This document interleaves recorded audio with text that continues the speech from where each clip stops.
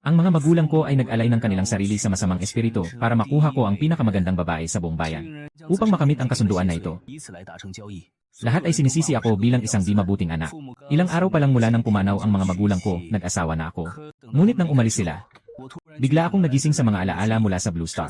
Dito ko lang nalaman na dati ay inihahanda ng mga magulang ko ang aking kasal. Nang makita niya ang bunsong anak na babae ni Ginoong Su na si Sulier, siya ay nahulog sa pagkakaakit at hindi na siya makaalis dito. Lubos na nag-aalala ang mga magulang. Siyempre, siya ay isang dalagang may magandang asal. Hindi siya pwedeng pakasalan ng sariling anak nila. Ngunit isang buwan na ang nakalipas. Ang mga magulang ay hindi sinasadyang nakarating sa isang kuweba at nakatagpo ng isang nakaselyong masamang espiritu. Sa ilalim ng kanyang mainat na pangudyok, nakipagkasundo sila sa masamang espiritu. At hindi nagtagal. Pagkalipas ng 7 araw, pinakasalan ni Ginoong Su ang kanyang pinakamamahal na bunsong anak na si Sulier. Matapos ayusin ang mga pangyayari. Madilim na ang paligid. Bigla, may narinig na tunog ng pagbagsak sa silid. Pumasok ako sa silid at natagpuan si Sulier, na nakabitin na sa beam ng silid. Nakita ang eksenang ito, agad ko siyang iniligtas. Ngunit dahil sa kakulangan ng oxygen, si Sulier ay nawalan ng malay. Matapos siyang ilagay sa kahoy na kama. Bigla akong nakakita ng isang data panel sa aking harapan. Simpleng kahoy na kama. Maaaring palakasin ng isang beses. 10 minuto ang kailangan. Resulta, pinong kama na gawa sa kahoy. Palakasin ba? Bigla kong naintindihan na ito ang aking espesyal na kakayahan. Tumayo ako at muling hinawakan ang bangko. Lumabas na naman ang panel na ito. Pero ngayon, 1 minuto na lang ang oras. Ibig sabihin nito, ang laki ng bagay o ang halaga nito, ay ang susi sa pagtukoy ng tagal ng pagpapalakas. Sa pagkakataong ito, tiyak na pinili ko kung ang lahat ng bagay ay maaaring palakasin. Kung gayon, talagang napakaastig ng kakayahang ito. Kung makakakuha ako ng paraan ang pagsasanay sa mga Diyos, o mga elixir, at pagkatapos ay palakasin ang mga bagay na ito, bakit ako mag-aalala na hindi makakapag-ensayo upang maging Diyos? Ngunit sa pamamagitan ng alaala, natuklasan ko na walang aktibidad ang mga pintuan ng Diyos para sa pagtanggap ng mga disipulo sa mundong ito. Kung makakapasok sa pintuan ng Diyos, ay nakasalalay sa pagkakataon. Lumipas ang 1 minuto. Ang kahoy na upuan ay nagbago ng lubos. Nag-isip ng sandali. Ipinatong ko ang kamay ko sa aking dibdib. Mahinang katawan. Maaaring palakasin ng 3 beses. Ang kasalukuyang pagpapalakas ay nangangailangan ng 8 oras. Ang resulta ay likas na walang katawan. Magpapalakas ba? Tiyak na pinili ko kasabay ng isang mainit na agos na umagos mula sa iba't ibang bahagi ng katawan. Diretso akong nakatulog na nakadapa sa mesa. Hanggang kinabukasan, biglang sinipa ng malakas ang pintuan ng kwarto. Ang dumating ay ang 3 magkakapatid na siga sa baryo. Si Luzong at ang 2 niyang kapatid. Isang babaeng galing sa mayamang pamilya ang nag-asawa ng isang simpleng binatang taga-baryo. Sa totoo lang, halos imposibleng magkatuluyan ang 2 ito. Ang pangyayaring ito ay naging paksa ng usapan sa nayon. At nagpasiklab sa inggit ng 3 magkakapatid na salbahe. Noong una, pinagtitripan nila ako. Ngayon, dahil patay na ang mga magulang ko, lalo na silang walang takot. Lumapit si Luzong sa akin. Nang buhay pa ang mga magulang mo, humiram sila sa akin ng 10 tael na pilak. Ngayon, wala na sila. Kailangan ikaw ang magbayad ng utang na ito. Lene. Luzong. Hindi ko kayong niloloko. Noong una, hiniram ng lolo ninyo sa akin ang 100 tael na pilak. At hindi pa ito nababayaran. Ibinawas ko na sa utang ng mga magulang ko sa inyo na 10 tael. Kaya't may utang pa kayo sa akin na 90 tael. Nagkatitigan ang 3 masamang tao. Bigla siyang humalakhak ng malakas. Nang mamatay ang lolo ko, hindi ka pa ipinanganak. Paano mo nasabi na nanghiram siya sa iyo ng salapi? Ngunit sa mga sandaling iyon, si Sulier ay naghagis ng isang 10 layang na pilak na ingot sa tabi ng mesa. Agad na lumapit si Luxiaoli at pinulot ito. Yichen, dahil nabayaran mo na ang 10 layang na utang sa aking nakababatang kapatid, edi isabay mo na rin ang pagbabayad ng 10 layang na utang mo sa akin. Nang marinig ito, labis na nagalit si Sulier. Ang kapal ng mukha niyo. Pagkatapos niyang ikasal dito, nakita niyang wala silang anumang ari-arian, at ang asawa niya ay walang kakayahang magtrabaho. Naramdaman niyang nanlamig ang kanyang puso. Nais na sana niyang wakasan na lang ang lahat. Sayang at nailigtas siya ng murang asawang iyon. Matapos mamatay ng 1 beses, unti-unti na siyang nakaka-move on, dahil kung hindi siya natatakot sa kamatayan, ano pa ang dapat niyang katakutan? Ayon sa prinsipyo ng kasama ang manok, kasamang manok, kasama ang aso, kasamang aso, nais niyang gamitin ang dot mula sa kanyang pamilya. Upang makasama ang asawang iyon at maging maayos ang kanilang buhay. Hindi ko inakalang makakasalubong agad ng siga ngayong umaga. Kahit maglabas pa siya ng 10 tael na pilak. Hindi pa rin titigil ang kabilang panig. Yichen, basta pumayag ka lang. Hayaan mong matulog sa akin ang asawa mo ng 1 gabi. Burado na ang lahat ng utang mo sa akin. Nang marinig ko iyon, sinampal ko siya agad. Sa isang iglap, naitumba na ang 3 kapatid na Luzong sa lupa. Ang kanyang katawan na pinatibay ay nasa antas na ng isang likas na mandirigma. Kaya't madali lang sa kanya ang labanan sila. Patuloy ang kanilang mga daing. Paulit-ulit na humihingi ng awa. Kahit na gustong-gusto na niyang patayin sila. Ngunit sa ngayon, isa pa siyang mortal. At mahihirapan siya sa mga batas ng gobyerno. Kung gusto niyong makaalis, ayos lang. May utang ang lolo niyo sa akin na 100 layang na pilak. Kailangan niyong bayaran ito ngayon. Yeye, kami ng mga kapatid ko ay may kabuhayan na 6 na layang na pilak lamang. Kapag nakalikom na ako ng pera, agad ko itong ipapadala sa inyo. Hindi sapat ang pilak na dala. Maaari rin namang gamitin ang ibang bagay bilang kapalit ng utang. Nang marinig ito, muling nagsimula ang tatlong magkakapatid na hanapin sa kanilang mga katawan. Ilan lamang ang mga bote at isang madilim na jade pendant. Kinuha ko ito sa aking kamay. Ang pampatulog ay maaaring gawing mas malakas na pampatulog. Ang selyadong jade pendant ng King Xuan Sutra ay maaaring gawing Tai King Xuan Sutra. Ngunit kailangan ng 10 araw. Medyo nagulat ako. Hindi ko akalain na gusto kong maging isang cultivator. Kinabukasan, may nagdala na ng paraan ng pagsasanay sa akin. Nang umalis na ang tatlo, lumapit si Sulier. Asawa, hindi ko akalain na ganito kagaling ang iyong mga kamay. Hinawakan ko ang kamay ni Sulier. Ang asawa na ito na dinala sa akin, huwag nang palampasin. Nais ni Sulier na bawiin ang kanyang kamay. Hindi ko magawang makawala. Hanggang sa umalingaw ang aking tiyan. Saka lang siya nahiyang nagsabi, asawa ko. Pwede bang huwag mo muna akong hawakan? Magluluto muna ako. Pagkarinig ko, binitiwan ko siya. Wala namang ibang pupuntahan dito sa loob ng pugad. Ayon sa aking alaala, may mga masamang espiritu sa mundong ito. Huwag lumabas sa gabi. Kapag ikaw ay tinutukso ng masamang espiritu o mga halimaw, siguradong mamamatay ka. At ang mga masamang espiritu ay may mga limitasyon. Maliban na lang sa ika-15 ng bawat buwan sa gabi ng kabilugan ng buwan. Sila ay maaari lamang kumilos sa gabi sa mga liblib na lugar. Kahit na dumating na ang ika-15 ng gabi, hindi sila basta-basta pwedeng pumatay. Basta't may mga handog silang inihanda. Sa bahay na kanilang pinasok, kailangan nilang kainin ang mga handog. Hindi sila pwedeng kumain ang tao. Kung walang handog, ang lahat ng tao sa bahay na yon ay magiging kanilang handog. Sa oras na ito, kinuha ko ang 12 pilak ni Sulier at pinapalakas ko ito bilang ginto. Pero kailangan ng 3 oras. Ang King Xuan na jade pendant ay kasalukuyang pinapalakas. Kaya pang palakasin ang katawan ng 2 beses pa. Para maiwasang himatayin, kailangan ko lang magpalakas sa gabi. May masamang espiritu sa labas. May mga demonyo na nagbabantay. Napakaligtas dito. Sa mga sandaling iyon, bigla akong nakakita ng makapal na usok na umaakyat mula sa kusina. Si Sulier ay nagmamadaling tumatapik sa pintuan. Bilang isang dalagang may magandang asal, hindi pa siya nakapagluto kailanman. Huwag na nating pag-usapan ang pagluluto. Nasunog ang asawa. Buti na lang at nakita ng ibang taga-baryo. Agad silang nagdala ng mga balde at tumakbo para tumulong sa pag-apula ng apoy. Di nagtagal. Nawala ang apoy sa tulong ng sama-samang pagsisikap ng lahat. Si Sulier ay parang batang nagkamali ng malaki. Asawa, pasensya na. Sa kanyang pananaw, ang kalagayan ng kanyang pamilya ay talagang mahirap. Ngayon, sinunog pa niya ang kusina. Ngayon, lalo pang lumala ang sitwasyon.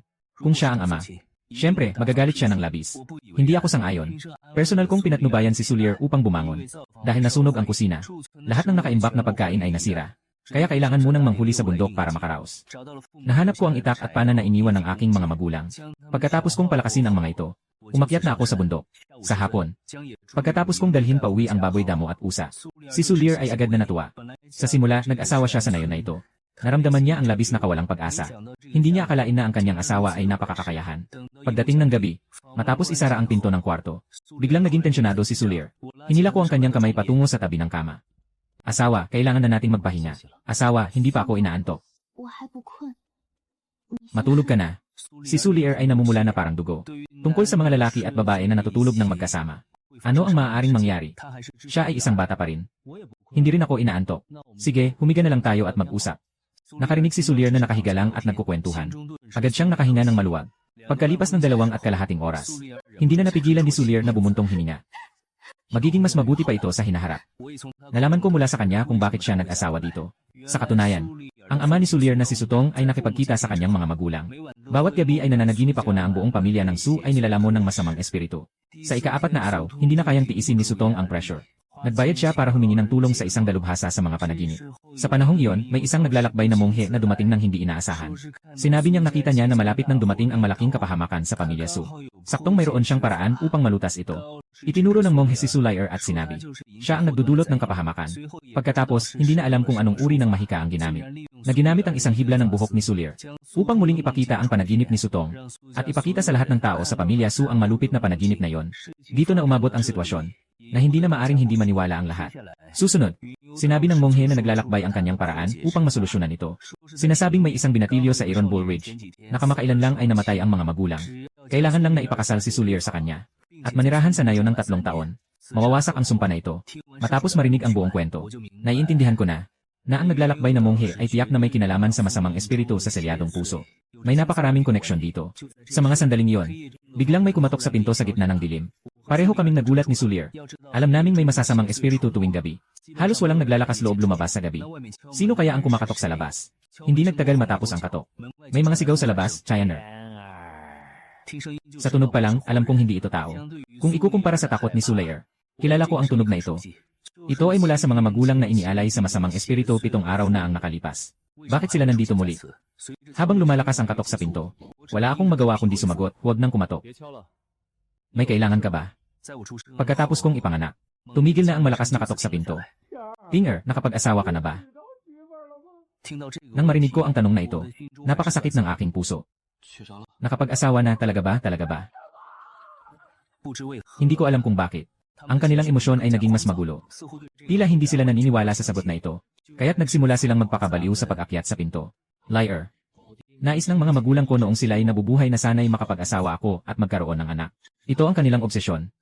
Kung hindi sila makakakuha ng kasiyasyang sagot, hindi sila basta-basta alis. Nang marinig ito, nanginig na nagsalita si Sulier.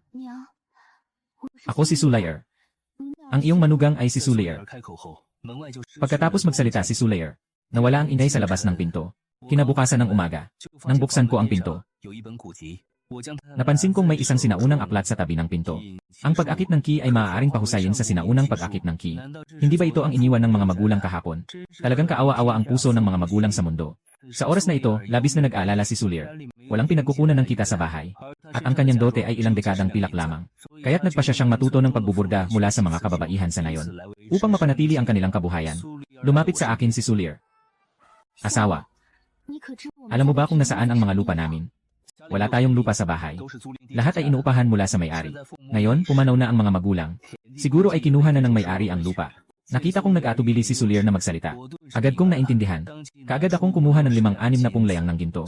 Nagtaka si Sulier sa lugar. Saan galing ang iyong asawa? Ang pera ng misis ay talagang malinis ang pinagmulan. Maging kampante sa paggamit. Tumango si Sulier. Sa mga susunod na oras, ako at si Sulier ay nagsimulang maghanap ng tao para ayusin ang bahay. Matapos ang pagkakaayos ng bagong bahay, si Sulier ay talagang pumunta sa kapitbahay na tiyahin para matutong manahi. Sa panahong ito, ako rin ay patuloy na nag-aaral ng key manipulation. Noong gabing iyon, pinatibay ko ang aking innate non-entity upang maging innate spirit entity. Susunod na beses ay pwedeng palakasin muna. Ang katawan ng langit ay nangangailangan lamang ng 1 buwan. 3 araw pagkatapos, natapos na ang pagpapalakas ng kingsuan na gintong jade pendant. Bumuka ako ng daliri, at ibinuhos ang isang patak ng dugo dito. Sa susunod na segundo, isang linya ng mga salita ang biglang lumabas mula sa jade pendant. Ito ay isang walang kapantay na antas ng kasanayan sa langit. Sa pamamagitan ng nilalaman ng pamamaraan ng paghinga, nalaman ko rin, ang mga paraan ng pagsasanay ay nahahati sa 4 na pangunahing antas. Iyon ay ang langit at lupa, itim at dilaw. Bawat antas ay may kanya-kanyang pagkakaiba. Matapos kong maunawaan ang Tai King Xuan Jing, nawala na rin ang kapangyarihan ng jade pendant na ito. Pagkatapos ay nagsimula ng pumasok ang gas sa katawan.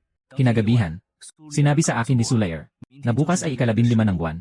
Kailangan naming pumunta sa bayan para bumili ng mga alay. Tumango lang ako. Pagkatapos makatulog ni Sulier, muli akong pumasok sa pagninilay. Hanggang tanghali ng madaling araw. Sa wakas, nagtagumpay akong magpasok ng key. Napasok ko na ang unang antas ng paglinang ng key. Nang mag-umaga, nagpaalam ako kay Sulier at pumunta sa bayan para bumili ng mga alay. Pero sa daan, hinarang ako ng 3 magkakapatid sa gitna ng kalsada. May kasama pa silang isang tao na kinuha nila mula sa Black Dragon Gang. Ang taong ito ay tinatawag na Li Shi. Isa siya sa mga matitinik na tauhan ng Black Dragon Gang. Hindi ako nag-aalala kahit kaunti. May daan sa langit na hindi mo tinatahak. Walang pintuan sa impyerno na hindi mo pinapasukan. Hindi pa umabot ng 2 minuto't kalahati. 4 na tao ang pumunta sa kanlurang paraiso. Nakapaghanap pa ng isang teknik sa pakikipaglaban sa katawan ng ahas. Galaw ng hangin. Ngunit upang mapalakas ito sa antas ng langit, kailangan ng 3 oras. Agad akong pumili ng pagpapalakas. Pagkatapos bumili ng mga handog, umuwi ako. Inayos ko ang mga handog. At pagkatapos ay nagsimula akong mag-ensayo. Matagumpay na pinahusay ang Heavenly Extreme Gale Fist. Tahimik ang gabi. Pagdating ng 2 araw, natuklasan ang pinuno ng Black Dragon Gang na patay na si Thunder Serpent. Agad na nagpadala ng 2 tao sa Chang Yuling para maghiganti para kay Li Shi. 3 araw pagkatapos, isang suntok ko lang ay nabali na ang mga puno sa bakuran. Si Sulier ay labis na nagulat. Anong nangyari, Ginoo? Ginamit ko ang pagkakataong ito para sabihin kay Sulier ang tungkol sa aking pagsasanay. Asawa. Sa ngayon, wala pa akong angkop na pamamaraan ng pagsasanay para sa mga babae. Kapag nakahanap ako ng angkop na pamamaraan sa hinaharap, sasabay ka rin sa pag-ensayo. Tumango si Sulier. Sa wakas ay naintindihan niya ang kakaibang kilos ng asawa nitong mga nakaraang araw. Yun pala, isa siyang tagapagsanay ng immortalidad. Pagkatapos nito, pumunta pa rin si Sulier sa bahay ng kapitbahay na Ale, upang matutong manahi. Habang ako naman ay naglilinis ng mga nabuwal na puno sa bakuran. Pagkalipas ng isang oras, may dalawang estranghero na pumasok sa maliit na bakuran. Sino kayo? Para hindi ka magkalito. Ako ang pinuno ng linghuho ng Black Dragon Gang. Yele, ako ito. Ako ang pinuno ng Snow Leopard Hall. Pagkasabi nito, agad silang humarap sa isa't isa. Pinagsama ko ang espiritual na lakas sa aking kamao. Dito lang naisip ng dalawa na ako ay isang cultivator. Nais na nilang tumakas. Ngunit huli na ang lahat. Namatay ang dalawang bihasang tao ng Black Dragon Gang. Upang hindi mag-alala si Sully. Matapos ayusin ang mga bangkay ng dalawa. Kinabukasan, dumating ako sa Black Dragon Gang. Ngayon lang naintindihan ng pinuno ng Black Dragon Gang na nakagalit siya ng isang tagapagsanay ng immortalidad. Ang gumawa ng mali, siya ang mananagot. Ang lahat ng ito ay dahil sa akin. Walang kinalaman dito ang mga kapatid sa Black Dragon Gang. Pakiusap, palayain mo sila. Pagkasabi nito, siya mismo ang nagpakamatay. Pagkalipas ng 10 araw, may dumating na naman sa bakuran. Si Sulier ay lumapit at nagtanong kung sino kayo. Nandyan po ba si Ginoong Lu? Lumabas ako ng kwarto. At ang tao ay may ngiting nakakaakit. Ginoong Lu, ako si Lu Qinglin. Kinuha ko na ang Black Dragon Gang. At pinalitan ito ng Green Dragon Gang. Hehe, Ginoong Lu. Bagamat ang mga makamundong bagay na ito ay hindi nakakaabot sa mga mata ng mga nag-aaral ng sining ng pagsasakata. Ngunit ito ay ilan sa mga intensyon ng aming Kinglong Gang. Inaasahan kong tatanggapin mo ito. 3 buwan mula ngayon, isang binatilyo ang darating sa harap ng Su Mansion. Ang binatilyo ay bahagyang nakakaalala. 10 taon na ang nakalipas nang siya ay umalis mula sa kanyang tahanan na gutom. Naghahanap ng kaunting pagkain sa basurahan upang mapuno ang kanyang tiyan. Nang malapit na siyang mamatay sa gutom, isang batang babae ang nagbigay sa kanya ng ilang mainit na bao. Ang mga bao na ito ang nagligtas sa kanya. Hindi lang iyon. Nagbago rin ito ng kanyang buhay. Dahil sa mga bao na ito, nakatagal siya hanggang kinabukasan. At nakilala ang kanyang guro. Nabigyan siya ng pagkakataong maging immortal. At tinanggap bilang alagad sa sekta ng mga immortal. Mula noon, lubos nang nagkaiba ang kanilang mga katayuan. 10 taon siyang nag-aral sa sekta. Sa wakas, nakuha niya ang pagkakataong bumaba ng bundok. Kaya't agad siyang bumalik sa kanyang dating bayan. Upang hanapin ang dating dalaga. Ang dalagang ito, sisikapin kong alagaan siya habang buhay. Nang panahong iyon, binuksan ang pintuan ng Su Mansion. Ginoo, sino ang hinahanap mo? Ako po si Wang Yun mula sa Kinglian Sword Sect, narito upang makipagkita sa matandang ginoo ng Su pamilya. Nang marinig ito, nagulat ang katulong. Agad siyang pinapasok. Pagkakita kay Sutong, agad na nagbigay ng galang si Wang Yun. Hindi ko alam kung ano ang dahilan ng iyong pagpunta rito sa akin. Ano ang dahilan? Medyo kinakabahan si Wang Yun. Nandito ako upang magpasalamat. Pagkatapos, ibinahagi niya kay Sutong ang nangyari 10 taon na ang nakalipas. Iyan dapat ang aking bunsong anak na si Suling. Ang aking bunsong anak, si Sulayer. Sulauye, hinihiling ko na ipakasal niyo si Ling Er sa akin. Dadalahin ko siya sa Kinglian Sword Sect para mag-aral. Hindi lang iyon. Pangangalagaan ko rin ang pamilya Su sa loob ng 100 taon. Kung sana ay dumating ka ng mas maaga, Wang Gongzi. Si Li Er ay ikinasal na ilang buwan na ang nakalipas. Kung ganoon, ibig sabihin ay may pagkakaibigan kami ni Li Er, ngunit wala kaming kapalaran. Ngunit may utang na loob ang Ginoong Li sa akin. Mag-aaral ako dito, upang protektahan ang pamilya Su sa loob ng 100 taon. Ang malaking gising ay nagdulot ng labis na saya kay Sutong. Maraming salamat, Ginoong Wang. Kung hindi ka nagrereklamo, maaari kang manatili sa bahay. Umiling si Wang Yun. Sinabi lang niya na lilitaw siya kapag kailangan siya ng pamilya Su. Hindi alam ni Ginoong Su kung kanino ikinasal si Ling Er. At nasaan siya ngayon? Ang napangasawa niya ay si Yi Chen. Nakatira sila sa isang baryong tinatawag na Tai Niuling. May bakas ng pagdududa sa mukha ni Wang Yun. Ang ganitong uri ng pagpapakasal. Hindi ba't dapat si Li Er mismo ang pumili nito? Nag-isip si Sutong sandali. At naisip niyang wala namang dapat itago tungkol doon. Kaya naman, ikinuwento niya na gabi-gabi siyang nananaginip ng parehong bangungot. Sinabi niya ito. Nang marinig ito ni Wang Yun, hindi niya napigilang pisilin ang kanyang mga kamao. Talagang puro kalokohan yan. Sa kanyang pananaw, ang bagay na ito ay isang plano na ginawa ng iba. Malaki ang posibilidad na ang monghe ay inupahan ni Yi Chen bilang kasabwat. Pero isang simpleng taga-bundok, paano siya magkakaroon ng ganitong kakayahan? Tiyak na may ibang dahilan sa likod nito. Nang malaman niyang ang monghe ay nasa Su Mansion pa, naging malamig at matalim ang tingin ni Wang Yun kay Ginoong Su. Dalhin mo ako para makilala siya. Hindi nagtagal, dumating ang dalawa sa tahanan ni Li Daozhang. Su Yuanwei, anong ginagawa ninyo rito? Sino naman ito? Li Daozhang, ito si Wang Yun, ang anak ng Ginoo. Siya ay mula sa Kinglian Sword Sect. Isang tagapagsanay ng pagkakaroon ng immortalidad. Biglang lumaki ang mga mata ni Li Daozhang. Mayroon pa akong ibang bagay. Kaya't mauna na ako. Siya ay isang huwad na monghe. Nakatagpo siya ng isang tunay na monghe. Ang kanyang mga ginawa sa pamilya Su. Kung mahuli siya ng iba, siyempre, magiging malupit ang kanyang kapalaran. Nararamdaman ang kawalan ng anumang espiritual na enerhiya sa kanya. Nakatayo si Wang Yun sa harap ni Li Daozhang. Bakit mo gustong saktan ang pamilya ni Su? Nilunok ni Li Daozhang ang kanyang laway. Agad siyang humingi ng awa. Mahal na binata, pakiusap, huwag mo akong patayin. Sa oras na yon, si Sutong ay lumapit din. Naalala ang kanyang nagdurusang anak na babae. Hindi niya maiwasang umiyak ng labis. Sinimulang ipaliwanag ni Dao Changli na ilang buwan na ang nakalipas. Hindi ko sinasadyang nahulog ako sa isang hukay. Sa loob ng hukay, may isang tinig na nagsabi sa akin. Pinagkunwari niya akong isang naglalakbay na monghe. At pinapunta ako sa bahay ng mga Su. Para tulungan si Ginoong Su na alisin ang sumpa ng masamang panaginip. Ang paraan ng pag-alis. Iyon ay ikakasal ang kanyang bunsong anak na babae kay Tai Nuling. Isang binatilyo na bagong nawalan ng mga magulang. Sinabi pa niya na kung hindi man naniwala ang iba. Hayaan mo akong bunutin ang isang hibla ng buhok ng anak ni Su Yuanwei. Ngunit pagkasabi niya nito, biglang may lumitaw sa likod ni Li Daozhang. Isang anino na lumabag sa kasunduan. Ang iyong katawan at kaluluwa ay magiging akin. Nakatitig si Wang Yun. Ito ay si Xichong. Habang nawawala si Daozhang Li, biglang lumuhod si Sutong kay Wang Yun. Pakiusap Wang Gongzi, tulungan mo ang aking anak na babae. Dahil si Su Lier ay ang tagapagligtas ni Wang Yun. Ngayon na siya ay nasa panganib. Hindi siya maaaring hindi makialam.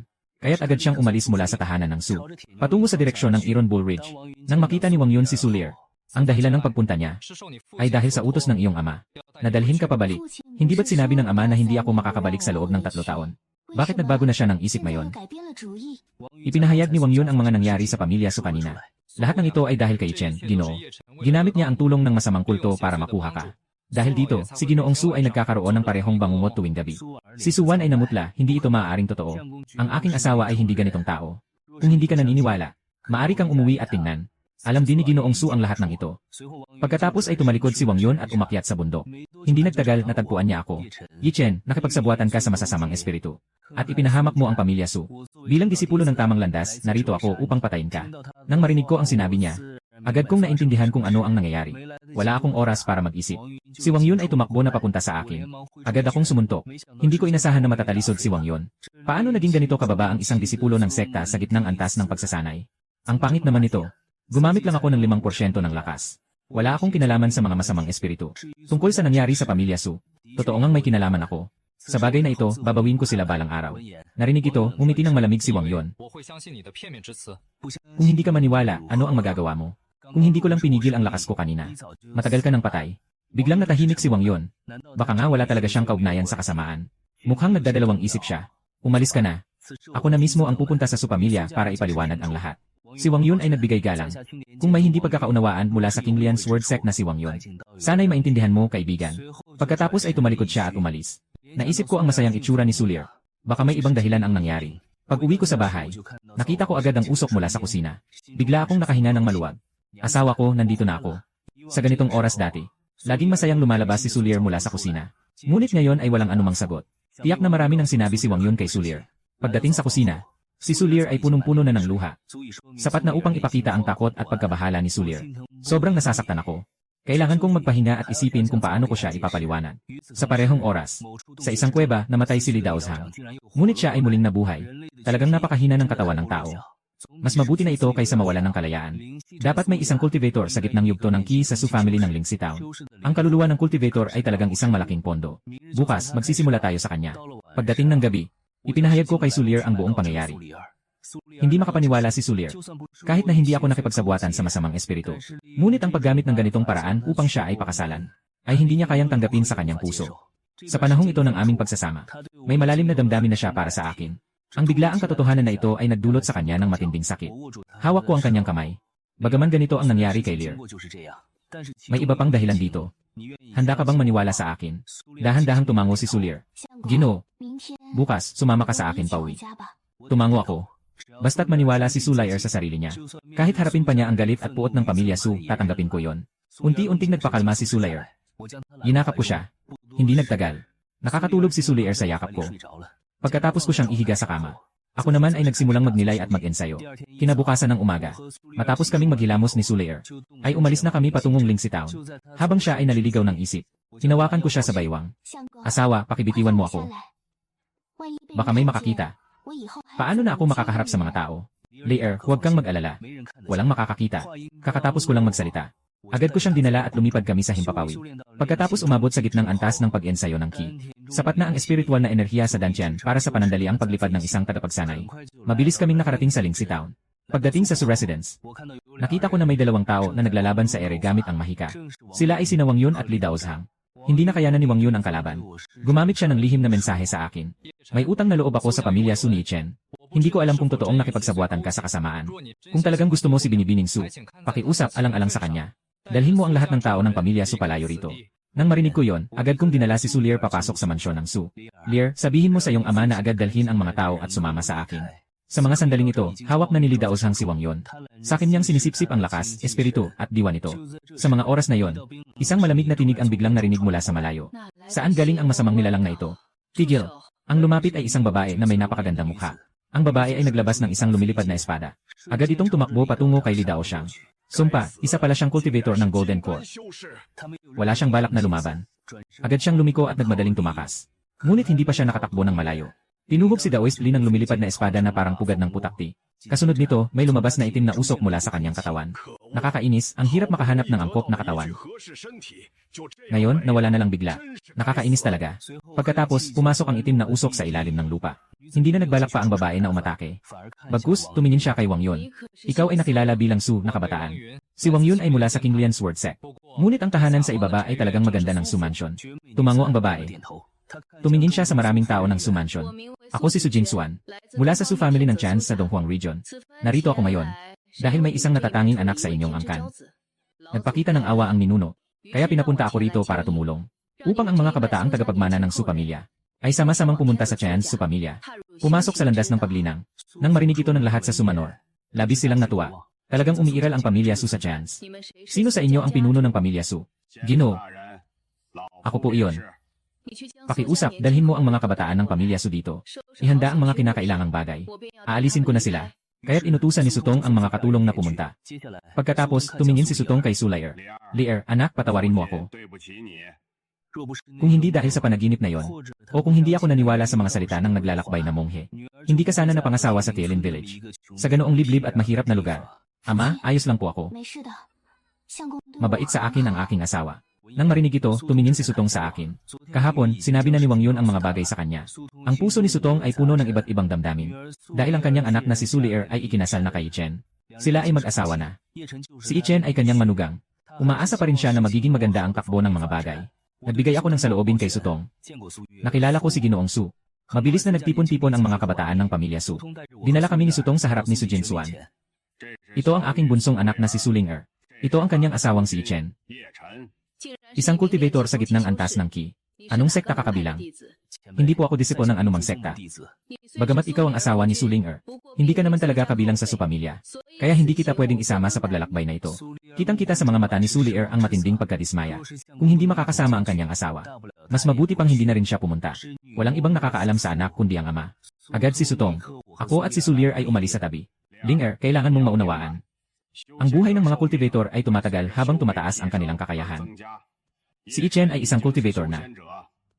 Kung hindi ka mag-aral, paano ka makakasama sa kanya sa hinaharap? Mahal, huwag kang mag-alala. Kapag nagtagumpay ako sa aking pagsasanay, babalik ako para hanapin ka. Magpapakatatag din ako sa pag-aaral. Pupunta ako sa Chan's para hanapin ka. Maingat si Su Lear.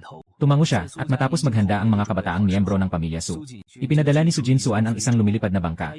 Isang kumpas ng kamay niya. Si Su Lear at ang iba pa ay isinakay niya sa lumilipad na bangka. Pagkatapos ang kanyang anyo ay kumislap.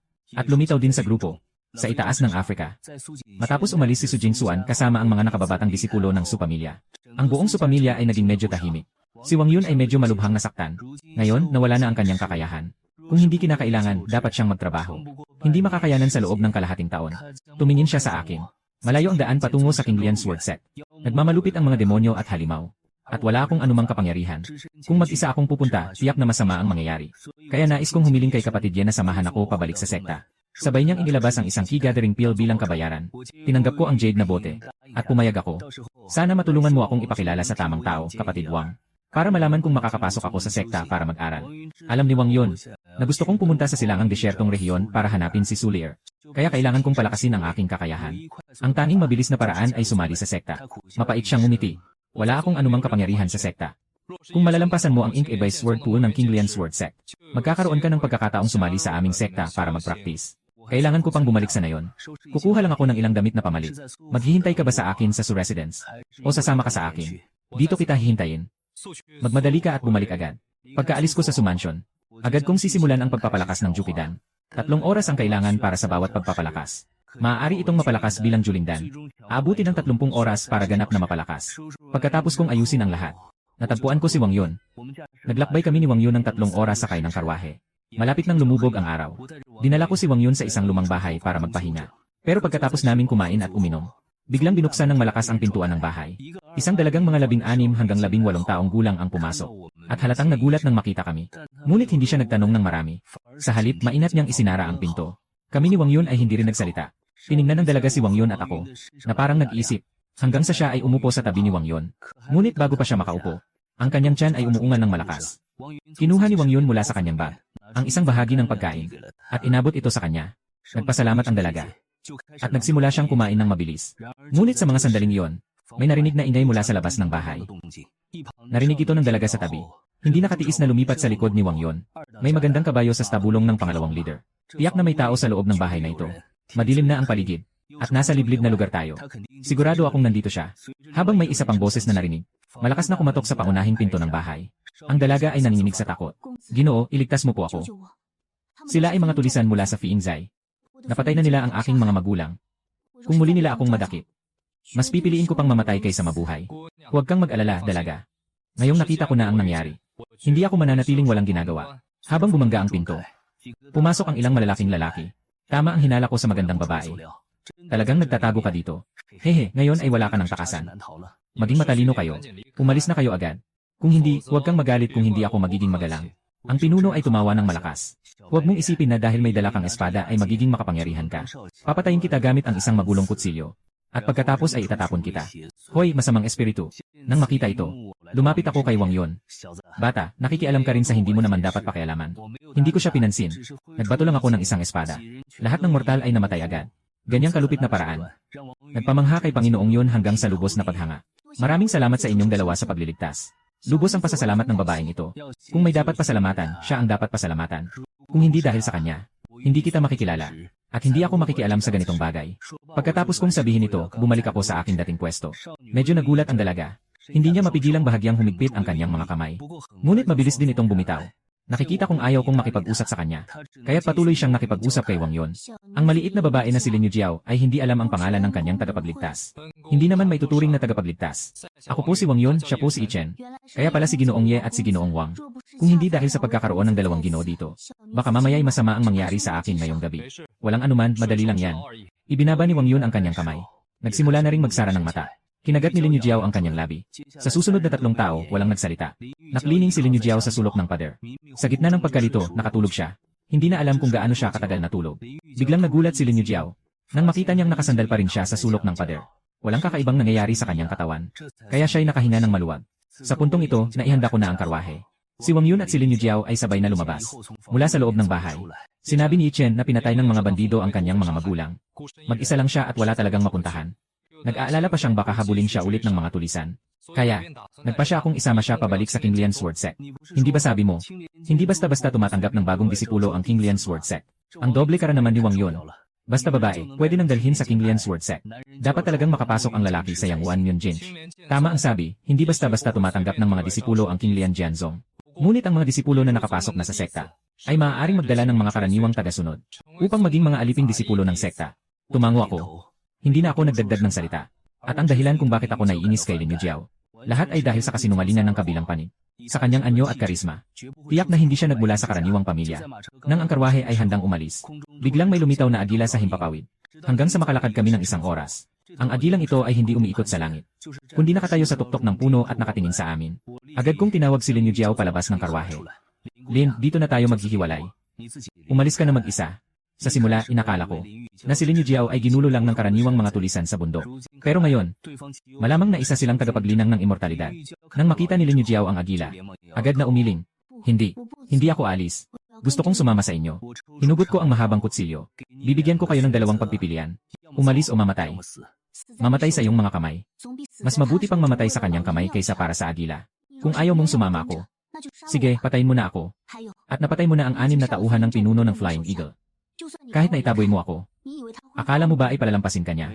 Tama, pinatay mo ang 6 kong tauhan. Gusto mo bang makialam? Walang posibilidad. Ang nagsasalita ay ang pinuno ng Fiingzai na binanggit ni Lin Yujiao.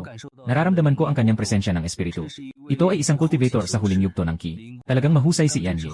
Lin, na kayang ipagawa sa 2 cultivator ang kanyang mga utos.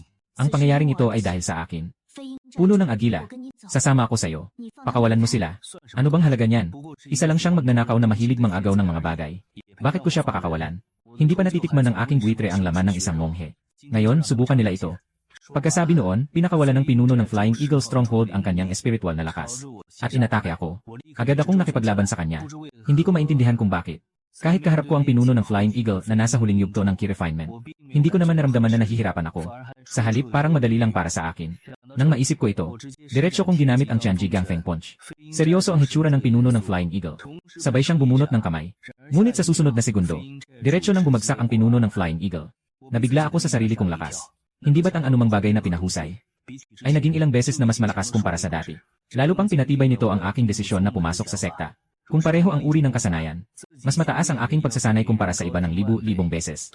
Sino pa sa mga kapwa ko disipulo ang magiging kalaban ko? Sa iyong lakas. Kung pupunta ka sa Vine Mune Zone, tiyak na mapapansin ka ng mga nakatatandang miyembro ng sekta, at magiging alagad ka nila. Ngayon, patay na ang pinuno ng Fiing Village, si Lin Gunyang. Sigurado akong ligtas ka na.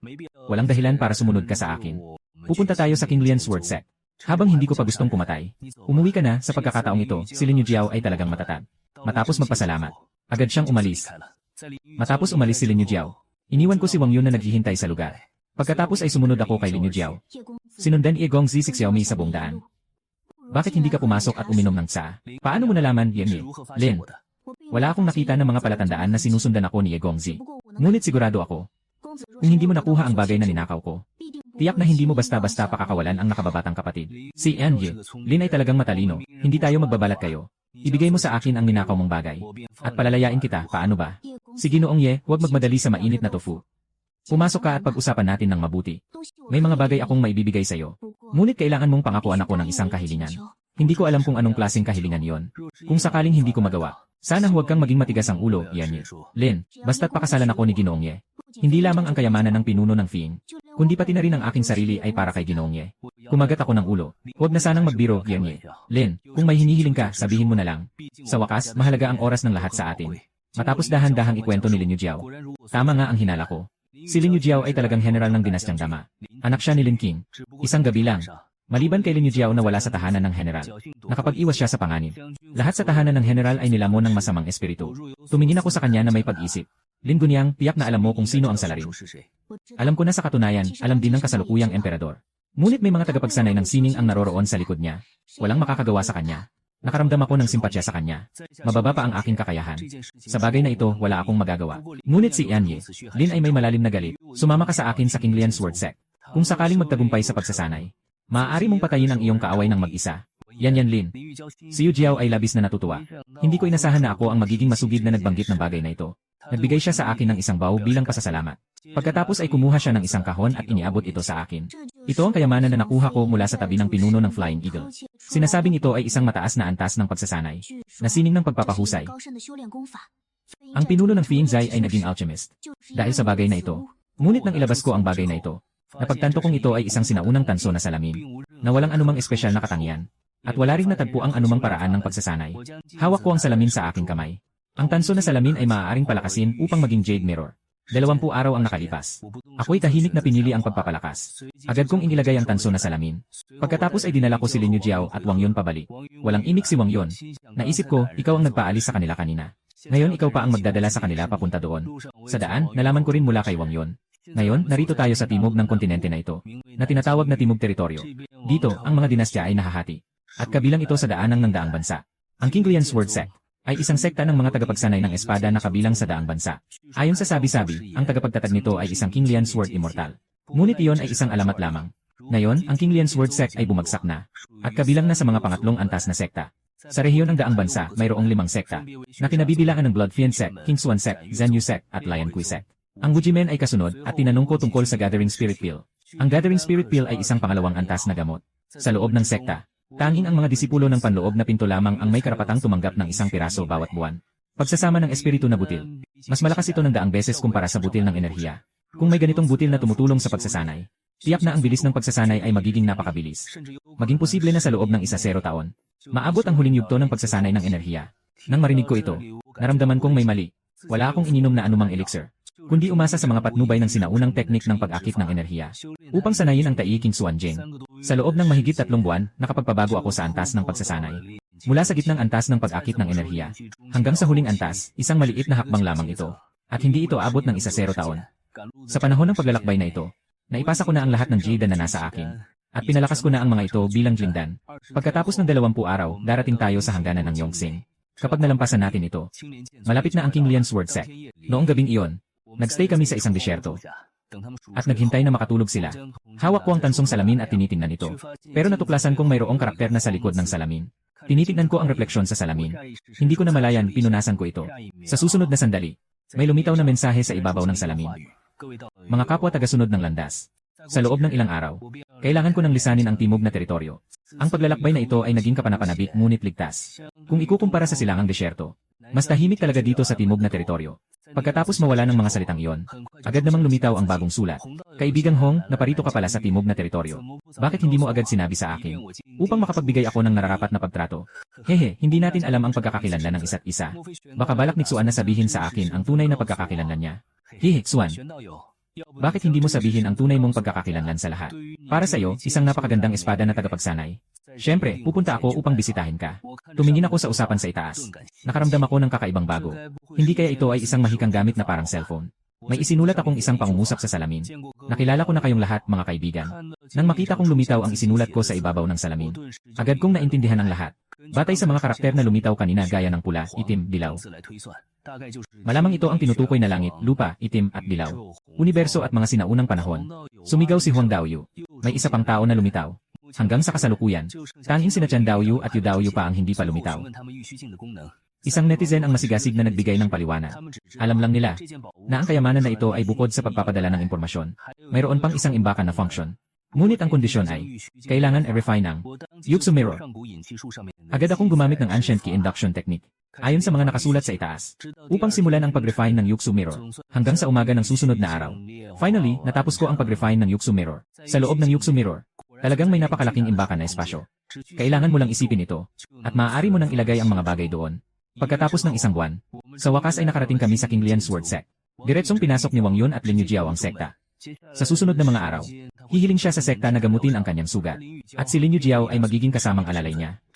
At magiging isang tagapaglingkod na disipulo ng King Lian Sword Sect. Dahil sa pagkakablock ng Muyuan Sword Pool, nag-utos ang pinuno ng sekta.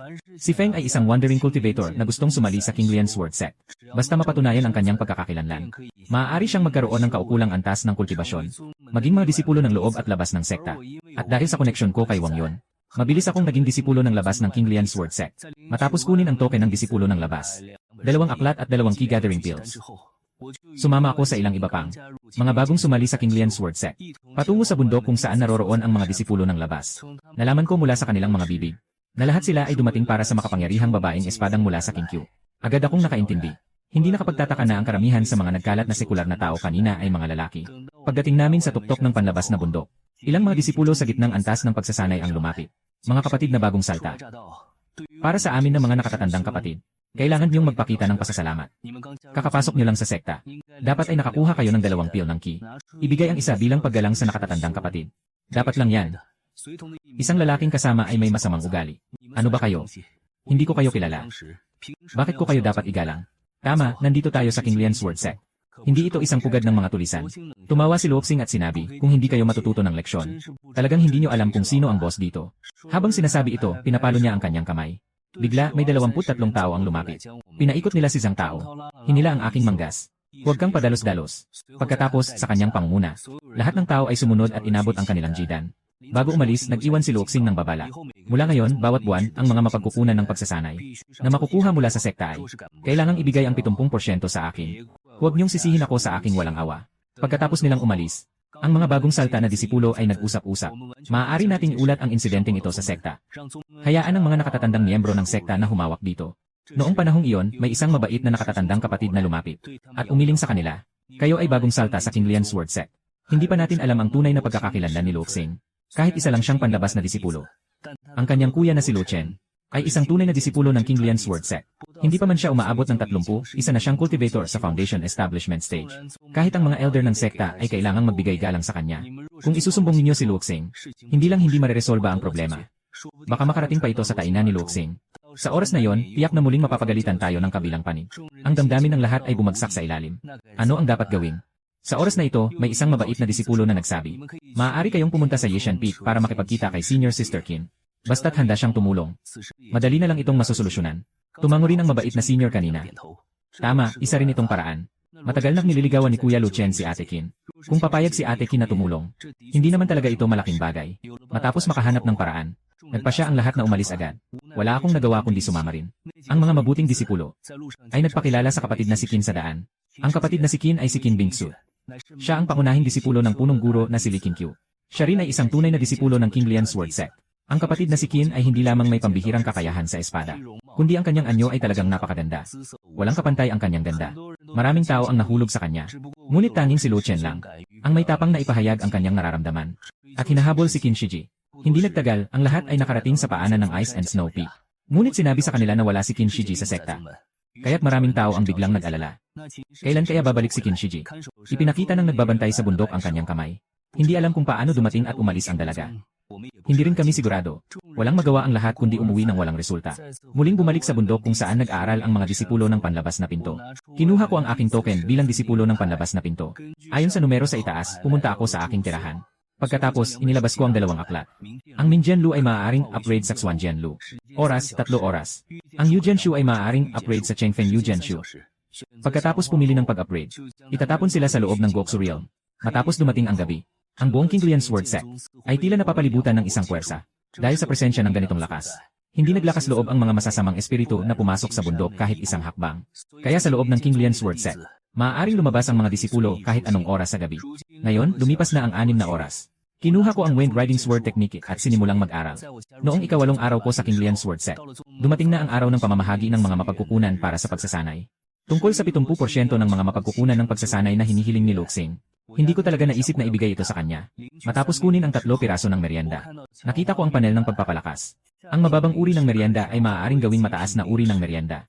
Natapos na, oras 3 oras. Sa proseso ng pagpapalakas gamit ang espiritual na bato, pumunta ako sa isang lugar sa likod ng bundok na walang tao.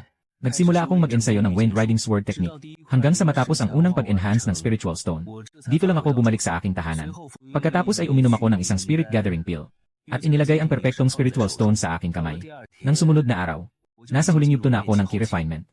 Dahil kaka-breakthrough ko lang, kailangan kong patatagin ang aking kakayahan. Kaya't pumunta ako sa silid aklatan ng Qinglian Sword Sect. Subukan ang swerte. Matapos ibigay ang aking pagkakakilanlan sa gwardyang disipulo, naramdaman nila ang aking makapangyarihang espiritu. Kaya't sila mismo ang nagtanong, "Kapatid, ikaw ay nasa huli ng pagbuo ng enerhiya ngayon.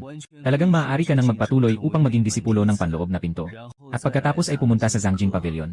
Sa Zangjing Pavilion na ito, ang mga karapatan ng mga disipulo ng panlabas na pinto ay hanggang sa ikalawang palapag lamang. Samantalang ang mga disipulo ng panloob na pinto ay maaaring makapasok sa unang 5 palapag.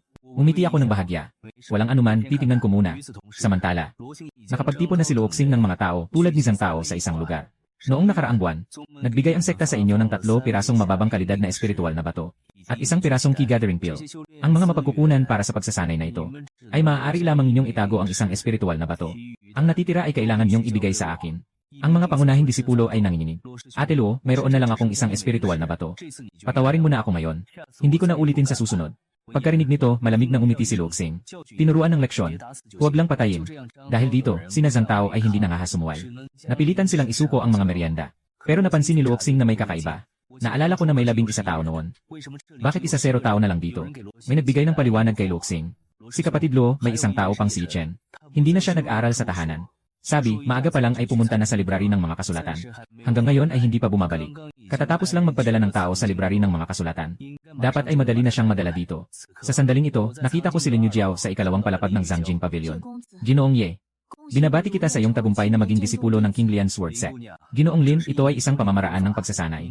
Dalhin mo ito at mag-aral ka ng mag-isa. Tandaan, sa loob ng sekta, huwag ipasa ang pamamaraang ito sa iba. Kinuha ni Lin Yujiao ang aklat. Labing tuwa siya. Agad siyang yumuko ng magaan. Maraming salamat, Ginoong Ye.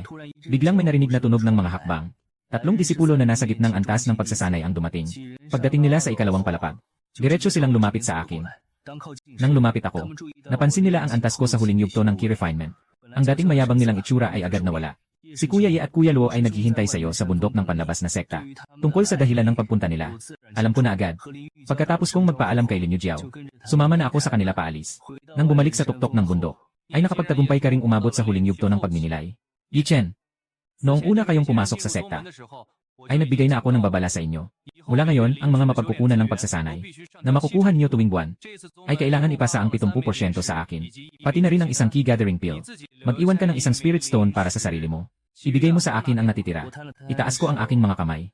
Pasensya na. Nagamit ko na ang mga resources na ibinigay ng sekta para sa pag-ensayo. Baka sa susunod na lang kita mabayaran. Nag-aalab ang galit ni Luoxing. Hindi mo naman siguro iniisip na dahil umabot ka na sa huling yugto ng key refining, hindi na kita kayang labanan. Nakita kong may balak ka ng kumilos. Hindi na rin ako magpapanggap. Kung ganoon, sige, subukan niyo akong labanan. Narinig ito ni Luoxing at Sumenyas, sabay-sabay silang umatake. Huwag niyo lang siyang patayin. Ang mga disipulo na nakapaligid ay pumikit na lang. Hindi makatingin, ngunit sa susunod na segundo maliban kay Luoxing, lahat ng mga disipulo sa labas ay nakahiga na sa lupa. Tumingin si Luoxing sa paligid sa maraming tao. Medyo nahiya siya. Kaagad niyang kinuha ang kanyang mahabang tabak. Nang makita ang eksenang ito, agad na umakyat si Zhang Tao sa bundok ng Weimen. Pumunta sa bundok kung saan naroroon ang matandang tagapagtanggol ng Weimen upang humingi ng tulong. Gumamit si Luoxing ng kanyang espada sa himpapawid na tumama sa akin. Hinarap ko ang talim na ito nang walang takot. Bahagyang iniunat ko ang aking kamay. At ang mahabang espada ay unti-unting naputol. Hindi pa nakakariyak ang lahat. Ang mga piraso ng mahabang espada ay naitaga na sa loob ni Luoxing. Bagaman lahat ay nakaiwas sa mga vital na bahagi. Sapat na ito upang siya ay humiga ng ilang buwan. Sa sandaling ito, naharang si Zhang Tao. Pabalik sa bundok ng labas. Ang mga sangkot ay umalis na. Nalaman ang mga pangyayari mula sa iba pang mga disipulo. Bagaman namangha sila sa lakas ni Chen. Kapag naalala nila ang kuya ni Luoxing, nakakaramdam sila ng panghihinayang. Sa lahat ng mga disipulo ng King Lian Sword Sect, maliban kay Ate Qin, si Luo Chen halos ang itinuturing na pinakamahusay. Isang bagong, pasok na disciple sa key refining ang nakagalit ang isang pambihirang henyo ng sekta. Anong mga kahinatnan? Alam na ng lahat. Bagaman masaya si Zhang Tao. Ano ang dapat gawin kay Luo Chen at Yi Chen? Si Luoxing ay dinala sa Chensai Peak kung saan naroroon si Luo Chen. Ang dalawang disipulo na nagdala sa kanya, ay inilahad ang lahat ng nangyari. Matapos umalis ang tao, ginamot niya ang sugat ni Luoxing. May plano na rin siya sa kanyang isip.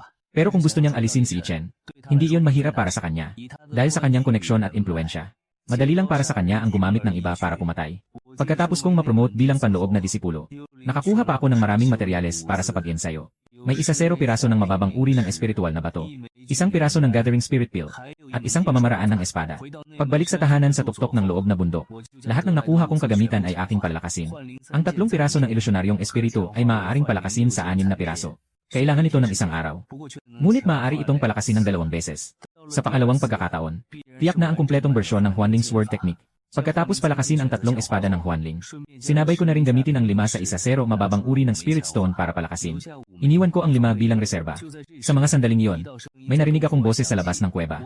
Lumabas ako para tingnan. Isang kabataan. Yishidi, ako si Du Jianfei. Maaari mo akong tawaging Du Shixiong. May isang gawain na nagdadala ng espiritual na bato.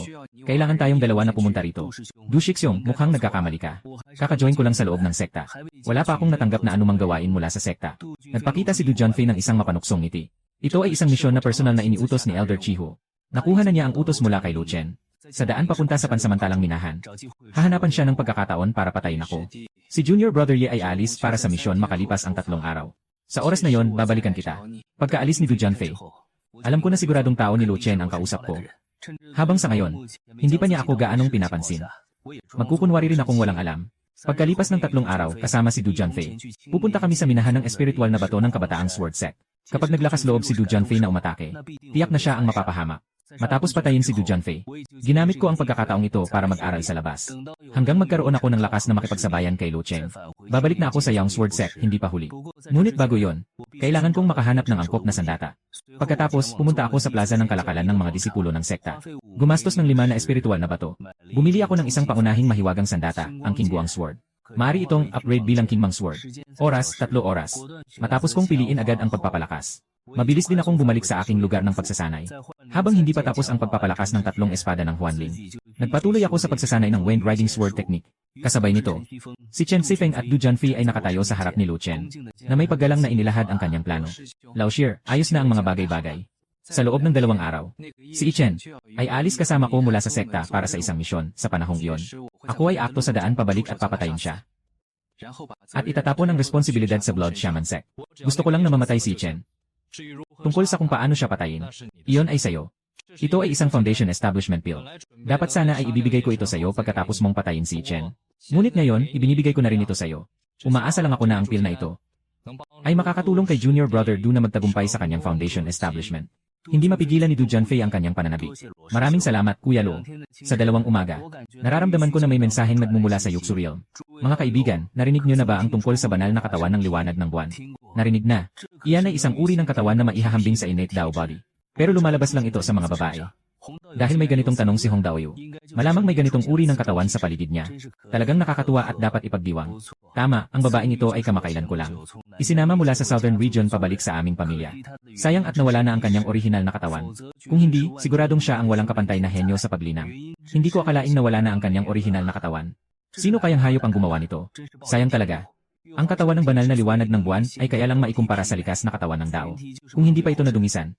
Kapag nadungisan na, nandyan pa rin ang katawan. Pero malaki na ang nabawas. Sayang talaga, mga kaibigan sa Dao. Gusto ko lang malaman kung may paraan pa bang mailigtas. Siguro wala na. Kahit ayusin pa. Mukhang wala rin itong silbi. Nakita ko ang pinag-usapan nila. Bigla kong naintindihan sa aking puso. Napakalakas pala ng likas na katawan ng daan. Kailangan kong humanap ng ligtas na lugar. Huling beses na palakasin ang sarili. May likas na katawan ng Dao. Sa pag-ensayo. Parang tigre na nagkaroon ng pakpak.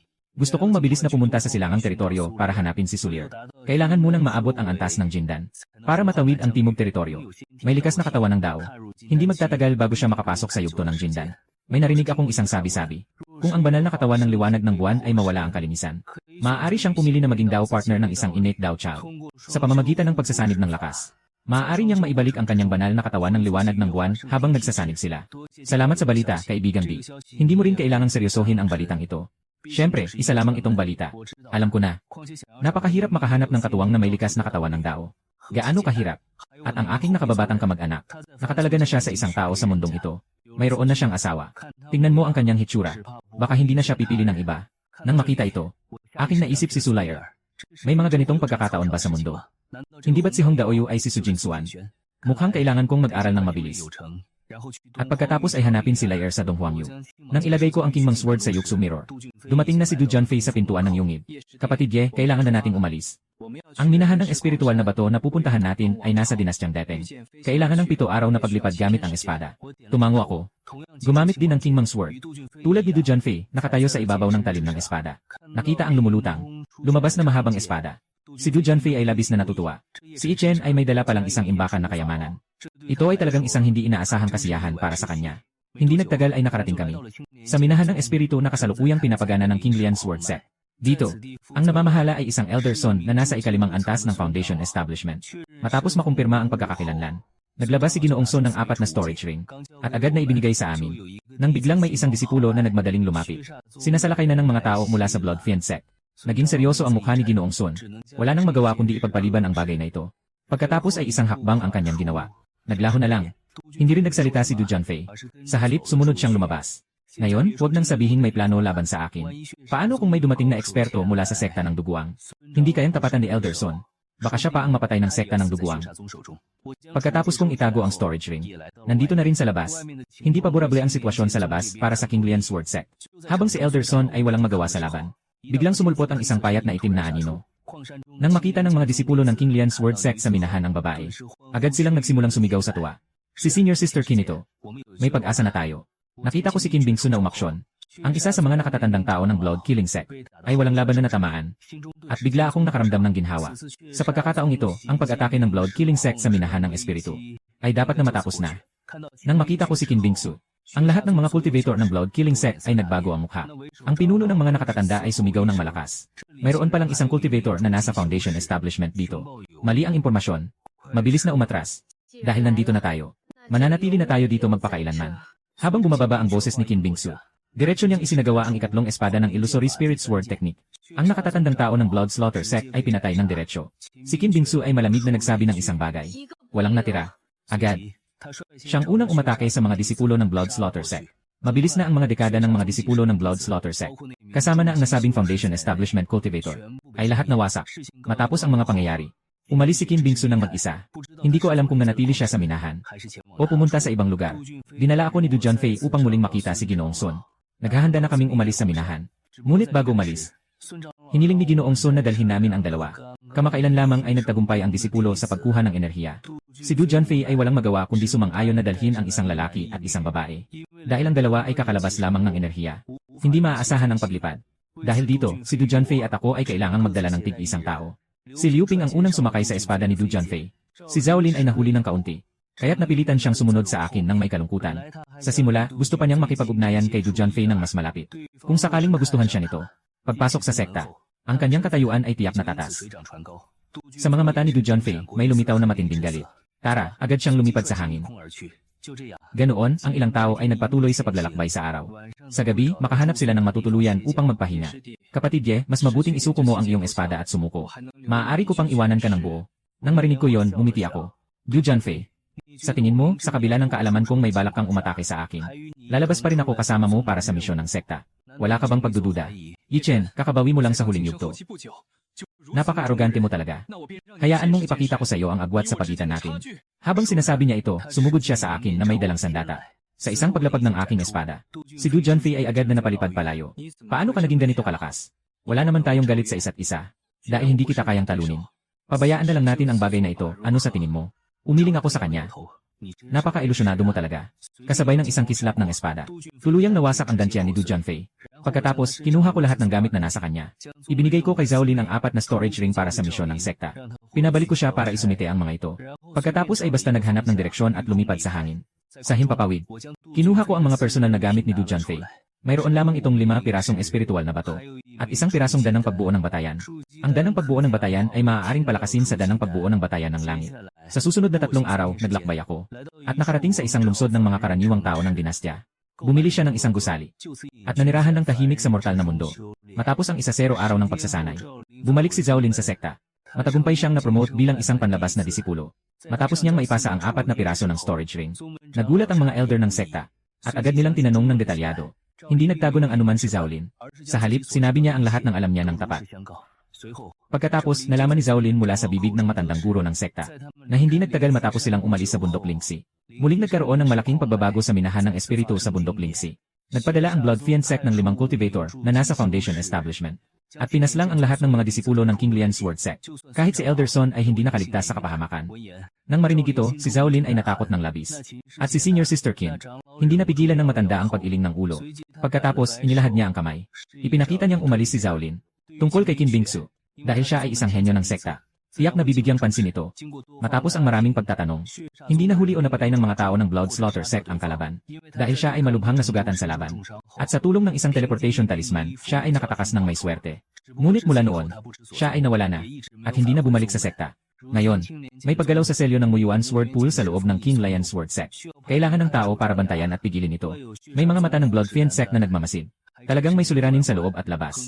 Natural na nakarating ang balitang ito kay Lu Cheng. Medyo naguluhan siya. Akala niya, si Yi Chen at Du Junfei ay nasa tamang pagkakataon lamang. Namatay sa kamay ng mga disipulo ng Blood Evil Sect. Hindi akalain na hindi namatay si Yi Chen. Sa halip, siya pa ang pumatay kay Du Junfei. Nagmura siya ng tahimik. Pagkatapos ay umalis na siya sa sekta. May 2 layunin ang kanyang paglabas. Una, hanapin ang mga bakas ni Qin Bingsu sa lupain ng daang bansa. Pangalawa, pupunta kami sa isa pang pansamantalang minahan ng King Lian Sword Sect para maiwasan ang pag-attack ng Blood Fiend Sect. Matapos ang isang buwang mahirap na pagsasanay. Sa wakas, naabot ko na ang mataas na antas ng refining key. Dahil ngayong gabi ay kalagitnaan ng buwan. Kailangan kong lumabas para bumili ng mga alay. Bagaman mataas na ang antas ko sa refining key, hindi na natatakot ang mga cultivator sa karaniwang masasamang espiritu. Pero mas mabuting iwasan na lang ang mga abala kung maaari. Pero nang pauwi na ako sa gabi, biglang napansin ko na parang may tao sa bahay. Pagbukas ko ng pinto at pumasok, hinawakan ako ng isang matalim na espada sa dibdib. Ang may hawak ng espada ay isang babae. Ngunit ang babae ay mukhang naguguluhan. At maputla ang mukha. Naglalabas ng malamig na aura, na nagbibigay ng pakiramdam na huwag lapitan. Lumabas ka. Ngunit nang makita ko ang kanyang mukha, bigla akong nagulat. Ito pala ang tunay na disipulo ng King Lian Sword Sect na si Qin Bingsu. Kahit na tinutukan ako ng kanyang talim, hindi naman niya ginamit ang kanyang tunay na enerhiya. Wala ring puot sa kanyang katawan. Kahit ang kamay niyang may hawak ng espada ay nanginginig. Maliwanag na malubha ang sugat ni Qin Bingsu. Halos nawala na ang kanyang kapangyarihan. Bago pa ako makapagsalita, si Qin Bingsu ay hindi na makapagpatuloy. Unti-unti na siyang bumagsak sa lupa. Tumingin sa nawawalang ulirat na si Qin Bingsu. Baka nag-atake na naman ang Blood Fiend Sect. Kung hindi, sa antas ni Qin Bingsu, imposible na may makakasakit sa kanya ng ganito. Nang maisip ko ito, niyakap ko siya papasok sa silid. Pagkatapos, kinuha ko ang isang reinforcement pill at pinainom sa kanya. Sobrang sayang. Sige, ipagpapaliban na lang muna. Dumating ang gabi. Inayos ko ang mga handog. Pagkatapos ay nagsimula akong magnilay at magdasal. Kung mabubuhay pa si Qin Bingsu, ay bahala na ang tadhana. Hating gabi na. Unti-unting pumasok ang dilim sa loob ng bahay mula sa siwang ng pinto. Malinaw kong naramdaman ang isang masamang enerhiya. Ngunit ang kadiliman ay patungo sa handog. Bagaman ang masamang espiritu ay hindi nag-atake, ngunit naapektuhan ako ng puwersang ito ng kasamaan, na nagdulot sa akin ng kaunting pagkabahala. Dahil dito, kailangan kong mag-focus at maglaan ng aking isipan. Pinatayang lumipas ang isang insenso bago umalis ang masamang espiritu matapos ang handog. Nang mga oras na yon, biglang naglabas ng mga bulong si Qin Bingsu sa kama. Tumingin ako at nakita kong napakapangit ng kanyang kalagayan. Sa mga sandaling ito, hindi na si Qin Bingsu ang malamig na magandang babae.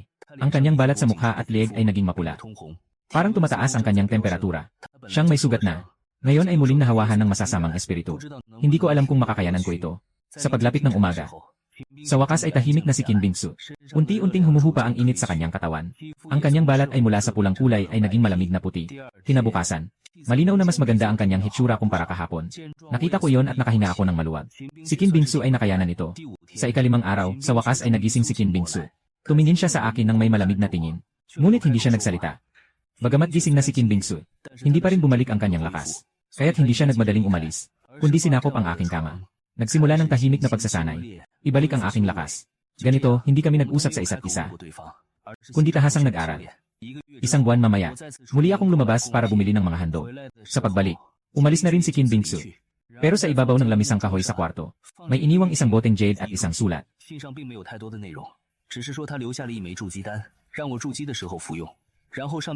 Nakasulat doon ng detalyado ang buong proseso ng pagtatag ng pundasyon. Lahat ng ito ay kay Qin Bingsu. Ito ang kanyang sariling karanasan sa matagumpay na pagtatag ng pundasyon noon. Napangiti ako. Mukha siyang malamig at seryoso. Akala ko masyadong maselan ang kanyang isipan. Pagkatapos niyang itago ang sobre, sa kanya tiningnan ang jade bottle. Nandoon hindi lang isang piyesa ng foundational pill, kundi pati na rin 2 enhancement pills. Ang enhancement pill ay pwedeng gawing 5 organs returning yuan pill. Sa loob ng 9 na oras. Pagkatapos piliin ang enhancement, papasok na ako. Sa susunod na yugto ng aking pagsasanay, ako ay magpapakulong sa sarili. Dahil may 2 akong 5 organ returning pills na tumutulong sa akin sa paglinang ng enerhiya.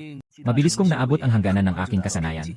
Bago ako maghanda para sa pagtatayo ng pundasyon, kinuha ko ang Jade Void Mirror at nagtanong sa loob nito kung may sinumang nakatatanda na handang magbahagi ng karanasan sa pagtatayo ng pundasyon. Kaibigan, hindi ka naman nagbibiro, di ba? Kung hindi ka pa nakakapagpatibay ng pundasyon, paano ka makakakuha ng kayamanan tulad ng Yuxu Realm? Lahat ito ay pagkakataon. Walang imposibleng bagay. Noong una kong nakuha ang Yuxu Realm, nagsisimula pa lang akong magpatibay ng pundasyon. Ang kaibigang ito ang unang nagbahagi ng kanyang karanasan sa pagbuo ng pundasyon. Napakadetalye ng proseso. Pati ang eksaktong oras ay binanggit pa. Maingat kong tiningnan. Maraming hakbang ang nakasaad. Kahawig din ang mga karanasan ni Qin Bingsu. Malinaw na kapakipakinabang ang mga ito. Pagkatapos, kinuha ko ang sinaunang teknik ng pagkuha ng ki. May nakasulat din doon tungkol sa mga paraan ng pagtatatag ng pundasyon. Matapos kong pagsamahin ang mga karanasan na ibinahagi ni Qin Bingsu at ng mga kaibigan sa lagusan, nagsimula na akong maghanda para sa pagtatatag ng pundasyon. Ayon sa sinaunang kasulatan ng pagkuha ng espiritu, maaaring uminom ng maraming pundasyon na pilula. Ganito, tataas ang tsansa ng tagumpay sa pagtatatag ng pundasyon. Wala akong pag-alinlangan. Diretso ko silang nilunok lahat. Pagkatapos ay inilabas ko ang natitirang 5 piraso ng mga pambihirang espiritual na bato. Lahat ng ito, pinagana ko ang Tai Qingsuanjing upang humigop ng espiritu ng langit at lupa. Pagkalipas ng 7 araw, ang lahat ng espiritu sa aking dantian ay naging tunay na enerhiya. Nabuo na ang pundasyon. Ngayon, ubos na ang lahat ng aking mga yaman sa pagsasanay. Kaya't sinimulan ko ang pagsasanay sa Illusory Spirit 6 Words. Sa panahon ng pagsasanay sa Illusory Spirit 6 Words, dahil sa pagtaas ng karanasan sa espada, nakaabot na rin ako sa ikalimang antas ng Wind Riding Sword Technique. Ngayon, pakiramdam ko si Lu Chen ay hindi na mahalaga sa akin. Ang pinakamahalaga ay, wala na akong mapagkukunan para sa pagsasanay. Panahon na para bumalik sa sekta. Si Lin Yujiao mula sa King Lian Sword Set, sa pamamagitan ng ibinigay kong Xuanjian na talaan ng isip, ay matagumpay na nakapag-akit ng enerhiya. May tuturing na isang baguhang cultivator. Pagkatapos ay, dumating si Lin Yujiao sa lugar ng promosyon ng sekta. Naghahangad na maging isang panlabas na disipulo. Ngunit, ang kagandahan ni Lin Yujiao ay nagdala sa kanya ng ilang problema. Nakita ni Diakon Liu mula sa lugar ng pag-akyat ng sekta si Lin Yujiao. Agad siyang namangha, kaya't biglang nag-iba ang kanyang isip. Kung si Lin Yujiao ay isang opisyal na disipulo ng sekta, hindi siya mangahas na gumawa ng mga hindi kanais-nais na bagay. Ngunit ang kanyang katunggali ay isang karaniwang disipulo lamang. At siya ay kasunod ng isang ordinaryong disipulo mula sa labas. Pinto ng bundok. Ito ay nagbigay sa kanya ng higit na kapanatagan. Kaya tinanggihan ni Liu ang aplikasyon ni Lin Yujiao na maging isang panlabas na disipulo ng King Lian Sword Sect. Agad na naguluhan si Lin Yujiao. Kapatid, hindi ba't may patakaran ang sekta? Na basta't matagumpay ang mga disipulo sa mga gawain, ay maaari nang umangat bilang panlabas na disipulo. Tumingin si Ginoong Liu kay Lin Yujiao ng may lalim. Totoo na may ganitong alituntunin ang sekta. Ngunit hindi lahat ay makakapag-akyat bilang panlabas na disipulo. Hindi ko itinatago. Nahulog ang loob ng kapatid na guro sa iyo sa unang tingin. Basta't pumayag kang maging aking babae. Hindi lang bilang panlabas na disipulo. Kahit na mga mapagkukunan ng pagsasanay ng panloob na disipulo. Magagawa kitang makuha bawat buwan. Biglang naintindihan ni Lin Yujiao. Pero dahil sa mataas ang posisyon at kapangyarihan, hindi rin niya masyadong mapagsasapalaran. Kapatid na nakababata, hayaan mo muna akong pag-isipan ito. Pwede kang pumunta dito anumang oras. Dapat mong maintindihan, kung walang mga resources para sa paghasa, mahihirapan kang umangat kung sarili mo lang ang aasahan. Napilitan si Lin Yujiao na tumango, at agad na tumalikod at umalis. Hindi siya nakapag-advance bilang panlabas na disipulo. Lubos na nadismaya si Lin Yujiao. May konting sama ng loob sa kanyang puso. Pero wala siyang mapagsabihan ng hinanakit. Kailangan niyang huminga ng malalim, upang mapakalma ang sarili, at ayusin ang kanyang isip, at kalimutan ang sinabi ni Ginoong Liu. Kinabukasan, si Lin Yujiao ay nagdadala ng balde ng tubig sa Zangjing Pavilion. Sa bawat pagpasok ng isang disipulo, tinitignan niya ito ng isang sulya. Hindi niya mapigilan ang kanyang ngiti sa sarili. Kahit na dumating ang taong iyon, ano ang magagawa niya? Baka tutulungan ba niya ako? Biglang naatasan si Lin Yujiao ng bagong gawain. Kailangan niyang pumunta sa ibang bundok, upang linisin ang isang lihim na silid sa loob ng bundok. Nang dumating siya sa bundok na ito, napansin niyang nakangiti si Liu Zishi habang nakatingin sa kanya. Matagal na tayong hindi nagkita, binibining Lin. Kamusta na ang pag-iisip mo tungkol sa bagay na yon? Nang makita si Liu Zishi, lalong bumigat ang pakiramdam ni Lin Yujiao. Kapatid na Liu, ito ay isang napakahalagang bagay para sa akin. Kaya kailangan ko pa ng mas maraming oras para pag-isipan ito. Pumunta ka muna at tulungan mo akong linisin ang silid sa nayan. Nang pumasok si Lin Yujiao sa yungib, ngumiti si Liu Zaishai. At agad siyang sumunod. Bakit ka pa nagdadalawang isip, Yanji? Lin, basta't maging babae ko ka. Sapat na sapat ang mga mapagkukunan para sa iyong pagsasanay sa hinaharap. Agad na naisip ni Lin Yujiao ang isang paraan para harapin siya. Batay sa ugali ni Liu Zaishai. Kapatid na si Liu, hindi ko sinasadyang sabihin. Hindi ako makakasang-ayon sa iyo. Dahil may asawa na ako. Kaya ako pumunta sa King Lian Sword Sect. Ay para hanapin siya. Hindi ko alam kung sino ang asawa mo.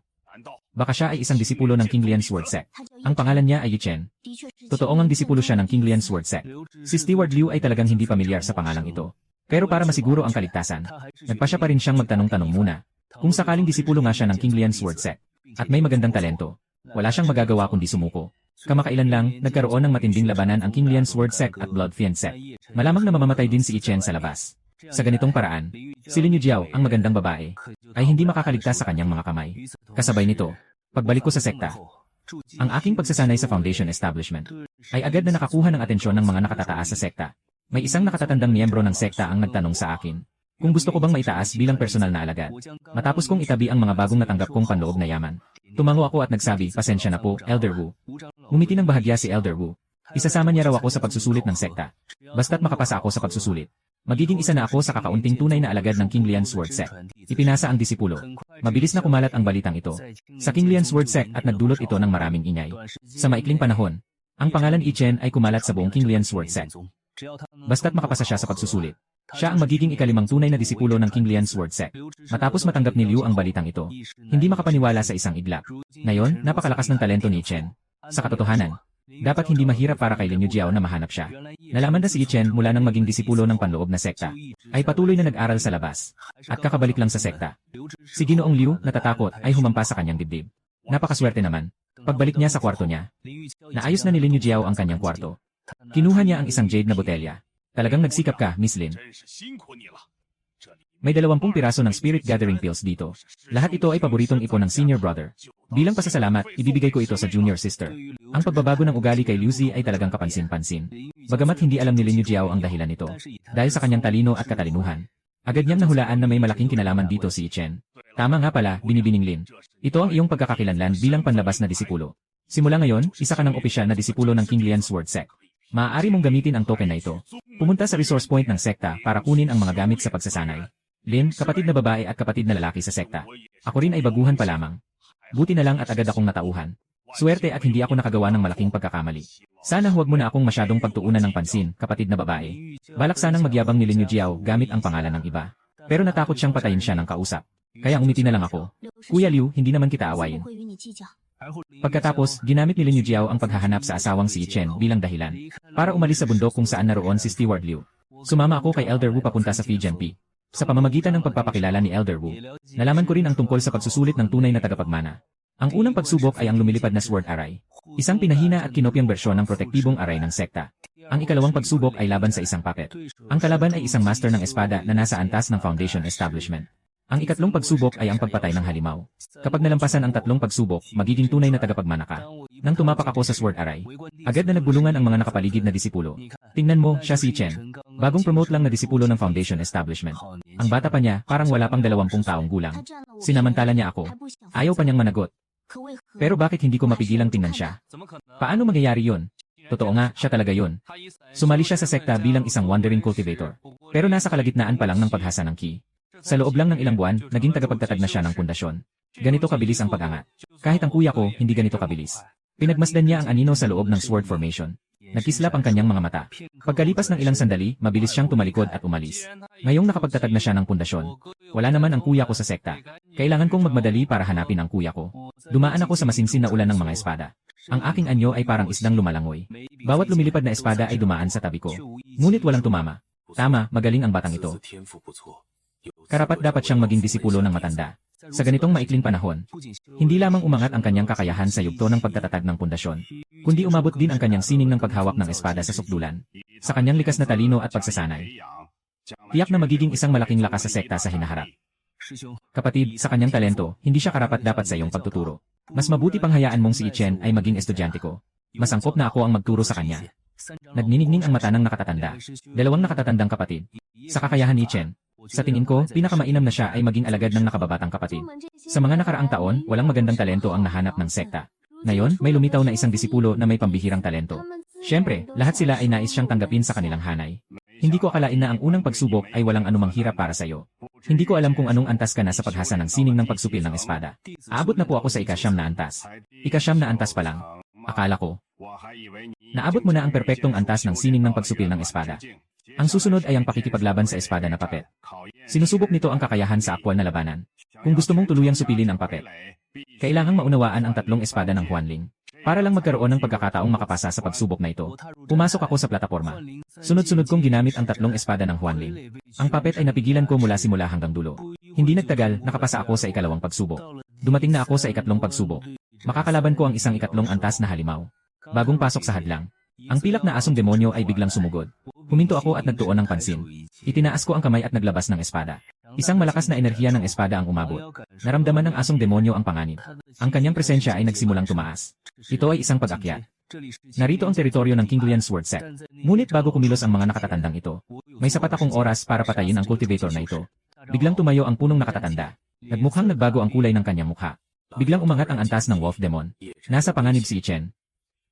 Tumaas ang antas ng halimaw. Ang lakas ay tumaas ng maraming beses.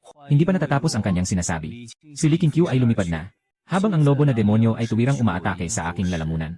Biglang lumitaw ang napakaraming liwanag ng espada sa aking paligid. Pagkatapos ay nagtipon ito upang maging espada. At tumusok sa lobo na demonyo. Ang lobo na demonyo ay sumigaw sa sakit. Biglang huminto ang tunog. Ang napakalaking katawan ay bumagsak ng malakas. Isang matalim na espada ang lumipad mula sa langit. Tumagos sa katawan ng asong demonyo na patay na. Ang tanawin sa loob ng hadlang ay nagdulot ng pagkabigla sa lahat ng mga disipulo na nanonood. Matapos ang maikling katahimikan, ang mga usapan ay biglang sumabog. Yung kaninang Hanyu Slash ay si Chen ang nagpalabas. Pinatay niya ang ika-4 na antas na lobo demonyo. Hindi tama. Ang pinuno ng sekta ang sumagip. Tingnan nyo, nandito na ang pinuno ng sekta. Nakakagulat na ganito siya kalakas.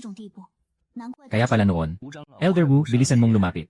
Lumuhod at bumati kay Li Qingqiu. Yi Chen, nais mo bang maging aking disipulo? Agad na isagawa ang ritual ng pag-aaral. Nakita ko po ang aking guro. Pagkatapos, dinala ako ni Li Qingqiu sa tuktok ng Kinglian Sword Sect. Nagsimula siyang ipaliwanag sa akin ang daan ng pagsasanay. Talagang malalim ang mga tagubilin ng guro. Ang karanasang ito ay talagang makabuluhan. Kung magpapatuloy ka sa pagsasanay, tiyak na makakalampas ka sa ikalawang antas ng pundasyon. Ibinigay ni Qingqiu ang espada kay Chen. Ito ay isang espada ng espiritu, na tinatawag na Qinghan. Nakasama ko sa loob ng maraming taon. Ngayon ay ibinibigay ko sa iyo. Sana'y alagaan mo ito ng mabuti. Kinuha ni Yi Chen ng 2 kamay. Hindi maikubli ang saya sa kanyang mukha. Salamat, guro. Yi Chen, hindi ko alam kung anong uri ng espada ang ginamit mo upang patayin ang aswang. Mukhang hindi ito ang estilo ng Kinglian Sword Sect. Ngunit sa isang diwa, tila may malalim na ugnayan ito sa Illusory Spirit 3 Swords. Nananatiling kalmado si Chen. Guro, ito po ay isang estilo ng espada na ako mismo ang lumikha. Matapos kong maunawaan ang 3 espadang ilusyong espiritu, tinawag ko itong bituin ng espada, yakap ang buwan. Maaari rin po itong ituring na ika-4 na espada ng ilusyong espiritu. Sariling likha ang ika-4 na espada. Ang talento ng batang ito ay tunay na nakakatakot. Matagal na akong nagsasanay sa landas ng espada. At bagaman nakalikha rin ako ng ilang estilo ng espada, pero lahat ay karaniwan lang. Hindi maikukumpara sa tatlong espada ng Huanling. Ngunit nagawa niyang maunawaan ang diwa ng tatlong espada ng Huanling. At lumikha ng ika-4 na espada. Anong uri ng talento sa espada ito? Akala ko siya ay isang henyo. Hindi ko inakalang isa pala siyang walang kapantay na henyo. Tunay na nakahanap ng kayamanan ang King Lian Sword Set. Maaari mo bang ipakita ulit? Tumango ako. Pinaandar ang tunay na enerhiya. Kinuha ang kingmang na espada. Nagsimula ng isagawa. Tumingin si Li Qingqiu sa eksenang ito. Lalong nagulat siya. Tama, ang ganitong estilo ng espada ay talagang mas malakas kaysa sa Illusionary Three Swords. Laiin, ang espada na iyong nilikha ay maaaring perpektong magsanib sa Illusion Spirit Three Swords. Kung maisasama ito sa Illusion Spirit Three Swords, maging Illusion Spirit Four Swords. Hayaan mong pag-aralan ito ng mga pangunahing disipulo ng sekta. Tiyak na makakapagpataas ito ng lakas ng sekta. Ngunit hindi ko alam kung handa ka bang ipagpalit ang espadang ito sa sekta. Mayroon pa akong ika-5 at ika-6 na piraso sa aking kamay. At kapag pinatibay ko pa, may 3 pa akong susunod. Ipagpapalit ko ang ika-4 na piraso para sa mga resources sa pagsasanay. Bakit hindi ko gagawin yon? 100,000 high-grade spirit stones. 100,000 high-grade spirit stones. Higit pa ito sa inaasahan. Guro, maraming salamat po. Maraming salamat, Guro. Babalik po ako pagkatapos ng isang buwan para makipagpalitan. Dumating ako sa isang walang tao na tuktok ng bundok. Ang tunay na disipulo ay maaaring magmay-ari ng sariling tuktok. Pinangalanan ko itong bundok luming. Pagkatapos ay pumunta ako sa yungib. Sinulat ko ang ika-4 na espada ng Huanling, ang bituin ng espada na kumukuha ng buwan. Hanggang sa makalipas ang 20 araw. Nakaabot na rin ang aking kakayahan sa yugto ng pagtatatag ng pundasyon. Nasa ika-2 antas na rin. Oras ng kasunduan. Agad akong pumunta sa pangunahing tuktok ng King Lian Sword Set. Isang buwan na tayong hindi nagkita. Siya ay nakapagtagumpay mula sa unang antas ng pundasyon patungo sa ika-2 antas. Ganito kabilis ang kanyang pag-angat. Kahit nasa yelo at niebe. Sa yugto ng pagbuo ng pundasyon, hindi rin magagawa ang tumaas ng isang antas bawat buwan. Ang batang ito ay hindi lang kahanga-hanga sa talento sa espada. Mas lalo pang mahusay sa talento sa paglinang. Guro, ito ang kasanayan ng ika-4 na espada ng Phantom Spirit. 100,000 mataas na uri ng espiritual na bato. Pakisuri mo. Maraming salamat, Guro.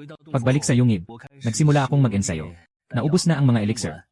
Umaasa na lang sa mga espiritual na bato. Masyadong mabagal ang proseso. Gusto kong makamit ang yugto ng Jindan agad. Tumawid sa mga rehiyon para hanapin si Sulayer. Kailangan kong ituloy ang pinakamabilis na bilis. Ang King Lian Sword Sect ay isang sekta ng mga tagapagsanay ng espada. Wala silang mga alchemist. Narinig ko na may pamilihan malapit sa Kingswan Gate.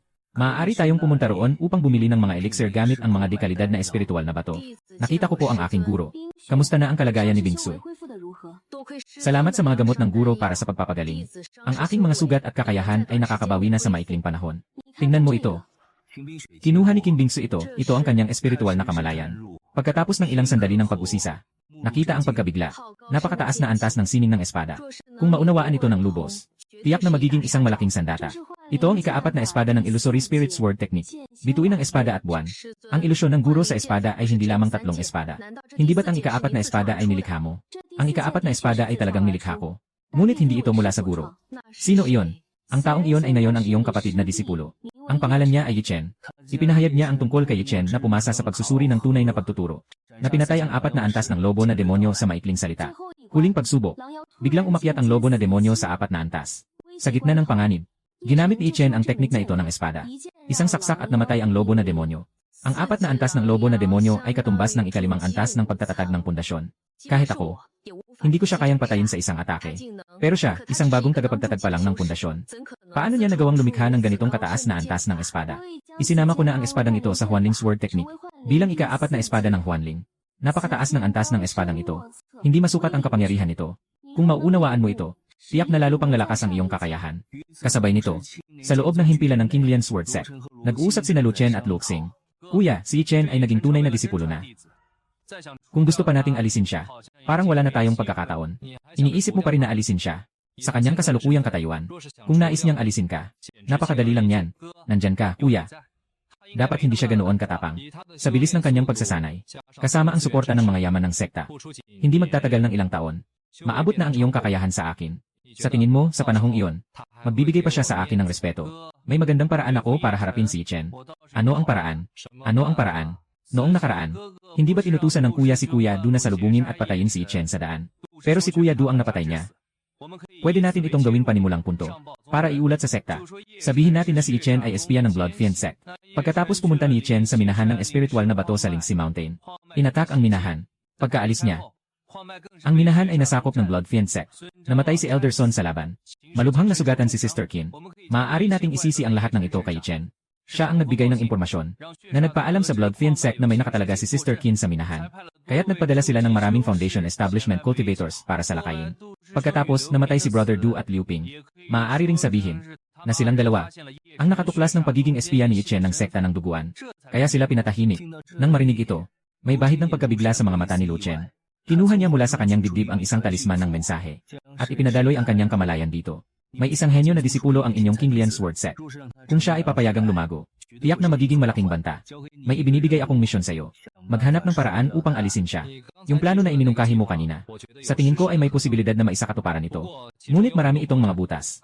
Kailangan pa nating planuhin ito ng maayos. Mas mabuti kung makakagawa tayo ng ilang ebidensya. Tama, at tungkol pa kay Zhao Lin. Ang babaeng ito, pwede nating gamitin ang ilang paraan laban sa kanya. Gawin natin siyang dahilan na si Chen ay isang tiyak na kasapi ng Suecia sect. Kasabay nito, pagkatapos kong mag-ikot sa pamilihan, pumasok ako sa isang marangyang tindahan. Maayos at elegante ang loob ng tindahan. May ilang counter na may mga boteng jade. Isang babaeng disipulo na nakasuot ng uniforme ng King Xuan sect ang lumapit. Maligayang pagdating. Senior, ano po ang kailangan nyo? Kailangan ko po ng Zheng Yuandan. Nang lumabas ang salitang ito, agad na maraming mga mata ang tumingin dito sa loob ng palasyo. Isang babaeng disipulo ng King Xuan Men ang lumapit. Hindi ko alam kung ilang piraso ng reinforcement pill ang kailangan ng nakatatandang kapatid. Gaano ito binebenta dito? Ito ba ay unang pagbisita ng nakatatandang kapatid? Napakamahalaga ng reinforcement pill. Mahal din ang presyo nito. Kailangan ng 500 mataas na uri ng espiritual na bato para makabili ng isa. Bigyan mo muna ako ng 50 piraso ng Zheng Yuandan. Malalim na huminga ang babaeng disipulo. Kuya, pakihintay sandali. Hindi ko ito kayang pagdesisyonan. Kailangan ko munang ipaalam ito kay guro. Kuya, pakiusap pumunta ka muna sa loob para tapusin ang transaksyon. Dahil kailangan mo ng 50 piraso ng Zheng Yuandan. Hindi ito maliit na halaga. Hindi ko alam kung anong bagay ang balak mong ipagpalit. Inilabas ko ang isang napakagandang espiritual na bato at inilahad ito sa harap niya. May bahid ng gulat ang mga mata ng babaeng disipulo. Kung espiritual na bato ang gagamiting bayad, kakailanganin ng 125 piraso. Kinuha ko ang espiritual na bato at inilapag ito sa mesa. Kapatid na lalaki, narito sa kahon ng kahoy ang kinakailangan mong mga pandagdag na pill. Bilangin mo muna ito. Kung sigurado ka na walang mali, tapos na ang transaksyon. Kailangan ko pa ng 100 piraso ng Gathering Spirit Pill. Pagkatapos kong sabihin ito, kumuha ako ng 0 piraso ng mataas na kalidad na espiritu ng bato. Nagulat ang babaeng disipulo. Agad siyang kumuha ng isa pang kahon ng kahoy. Kapatid, ito ang Gathering Spirit Pill. Pakisuyo, itago mo ito. Kapatid, maraming tao na sa labas ang nagmamasid. Kung lalabas ka sa harapan, baka paglabas mo pa lang ay maikulong ka na at mabiktima. May likurang pinto sa tindahan. Maaari kang lumabas sa likurang pinto. Sa ganitong paraan, hindi nila alam kung kailan ka umalis. Kaya't hindi sila makakasunod. Matapos mag-isip ng kaunti, ay kailangan ng tulong ng junior sister para magdala. Dinala ako ng babaeng disipulo sa loob ng bahay. At itinulak ang isang maliit na pinto. Sa labas ay isang tahimik na eskinita. Umusog ang babaeng disipulo upang makadaan. Kuya, lumabas ka dito. Lumiko ka lang sa 2 eskinita at makakalabas ka na sa pamilihan. Maraming salamat, kapatid na babae, pakisara ang pinto. Bumalik sa bulwagan ng tindahan. Nakatayo si Fu Chen sa tabi ng counter. Ngumiti ang babaeng disipulo. Bahagya siyang tumango. Napangiti si Fu Chen. Nagbigay siya sa kanya ng isang halik sa kamay. Pagkatapos ay lumingon at mabilis na umalis sa tindahan. Yung tao ay may 50 piraso ng Zheng Yuandan. 100 piraso ng Julingdan. Marahil mayroon pang maraming dekalidad na espiritu na bato. Kung makuha lahat ito ni Ginoong Fu, dahil sa relasyon naming dalawa, tiyak na hindi mawawala ang aking benepisyo. Umalis sa King Quanfang. Pagkatapos, napansin kong may sumusunod na isang maliit na anino sa likod ko. Ang kakayahan ng kabilang panig ay nasa ika-4 na antas ng Foundation Establishment. Mukhang iniisip nila akong isang malaking tupa. Saktong gusto ko ring subukan ang aking kasalukuyang lakas. Kaya't nagpatuloy kami sa paglipad, isa sa harap at isa sa likod, sa loob ng 2 oras. Dumating kami sa isang liblib na lugar na walang tao. Biglang bumilis si Fu Qian at humarang sa harap ko. Kaibigan, mukhang maganda ang tanawin dito. Bagay na bagay ito bilang iyong huling pahingahan. Ano sa tingin mo? Sa tingin ko, hindi naman ganoon kaayos. Kung hindi ka naman nababahala, mabuti na lang na dito ka na magpahinga. Bigla akong nakaramdam ng pagtaas ng aking tunay na enerhiya. Agad kong nahawakan ang Xuantian Kinhan Sword. Ang talim ng espada ay naglalabas ng nakakasilaw na pilak na liwanag. Ang dati may paghamak na ekspresyon ni Fu Qian ay biglang naging mapaghimagsik at mainit. Espadang espiritu. Hindi ko akalain na hindi lang ikaw ay may napakahusay na espiritu na bato, kundi mayroon ka ring ganitong kayamanan. Kapag napatay kita, lahat ng ito ay magiging akin. Bago mamatay, tanong ko lang, paano mo nalaman na umalis na ako sa mundong ito? Yung kapatid na babae na nagdala sa'yo sa likod ay akin. Hindi siya nag-iisip para sa'yo. Nababahala siya na baka maagaw ka ng iba. Ah, ganun ba? Sige, gawin mo na. Hindi na ako magbabaliwala. Kukunin ko ang espada at saksakin. Akala ni Fu Chen, madali niyang mapapabagsak ako na nasa ikalawang antas ng pagbuo ng batayan. Ngunit pagkatapos ng ilang dosenang laban, ang kanyang mukha ay naging lalong nag-aalala. Nalaman niyang siya, isang nasa ika-4 na antas ng pagbuo ng batayan, ay tila pinapahirapan ko. Ang takot sa kanyang kalooban ay nagdulot sa kanya na maging labis na naguguluhan. Isang pighati ang lumitaw sa kanyang mga mata.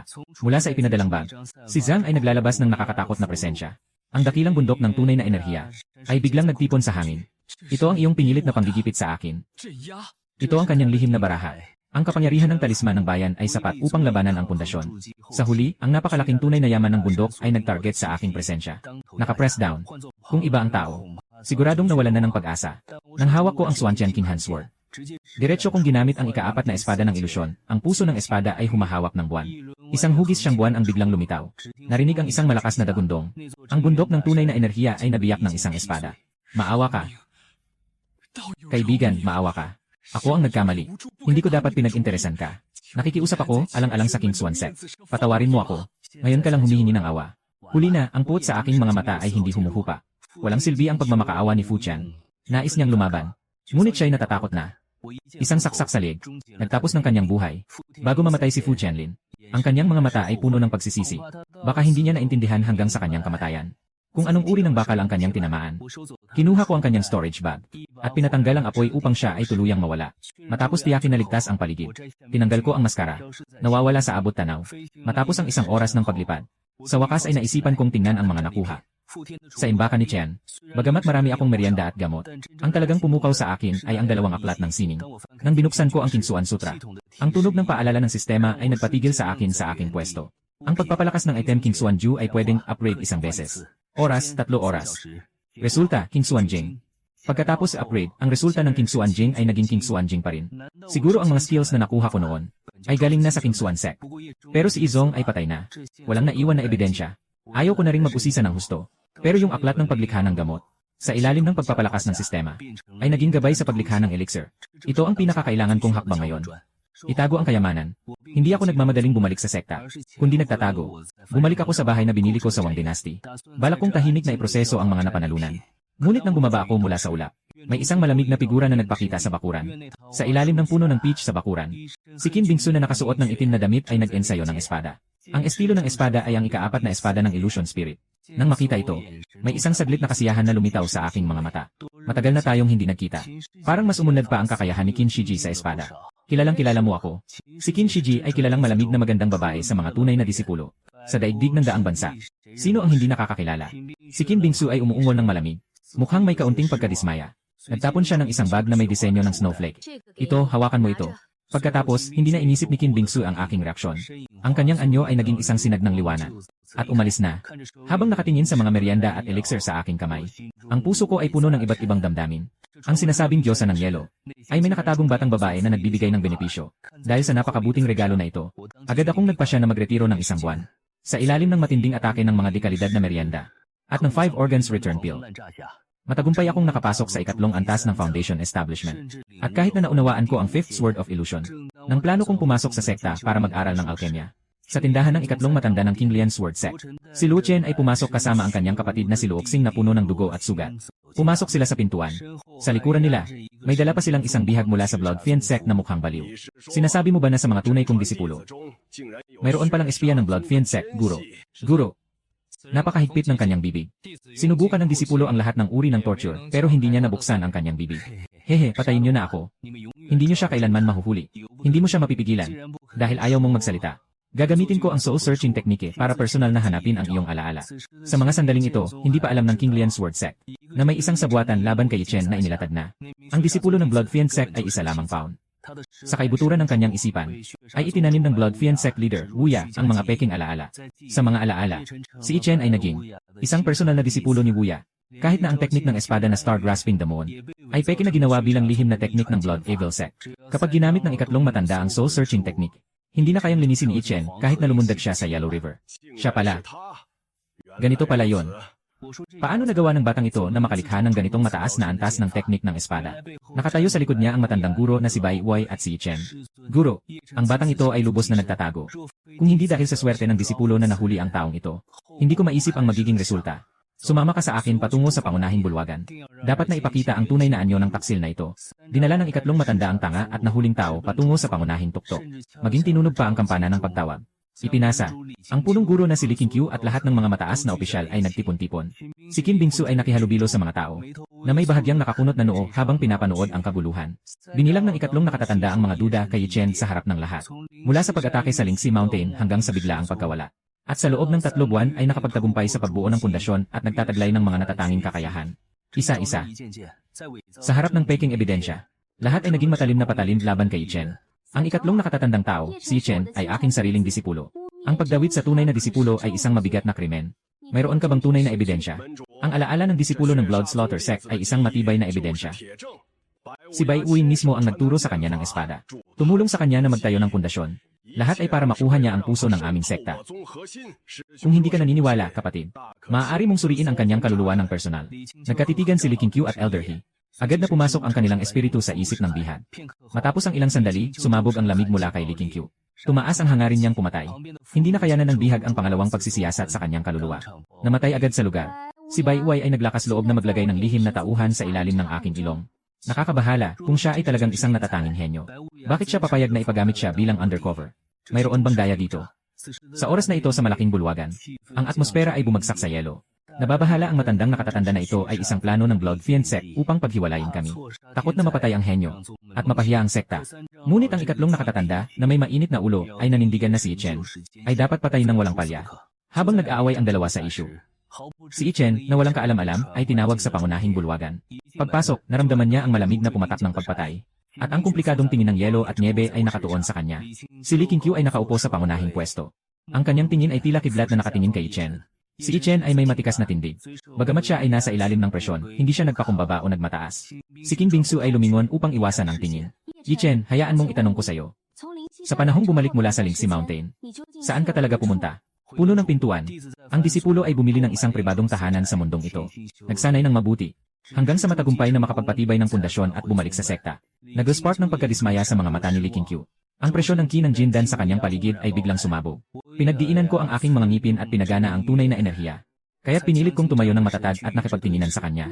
Dahil sa pagkakaibigan niyo bilang magulang at anak. Kung sasabihin mo ang totoo, maibibigay ko pa rin sa iyo ang isang malinaw na sagot. Ang disipulo ay walang ginagawang masama sa kanyang konsensya. Hindi ko alam kung ano ang sasabihin ng master ko. Nang marinig ang salitang ito, di maiwasang sumulpot ang ikatlong matanda at magreklamo. Diretsong sinasabi na ako ay isang pawn lang sa Blood Demon Sect. Kahit yung tinatawag na sariling paraan ng paggawa, ay tunay na ipinasa ng pinuno ng Blood Demon Sect. Ang iyong pagkakakilanlan bilang espiya ng Blood Demon Sect ay napalantad na. Ano ba ang tunay na layunin ng mga nakatago sa aming sekta? Agad kong naisip, may tao palang naglalagay ng dumi sa aking pangalan.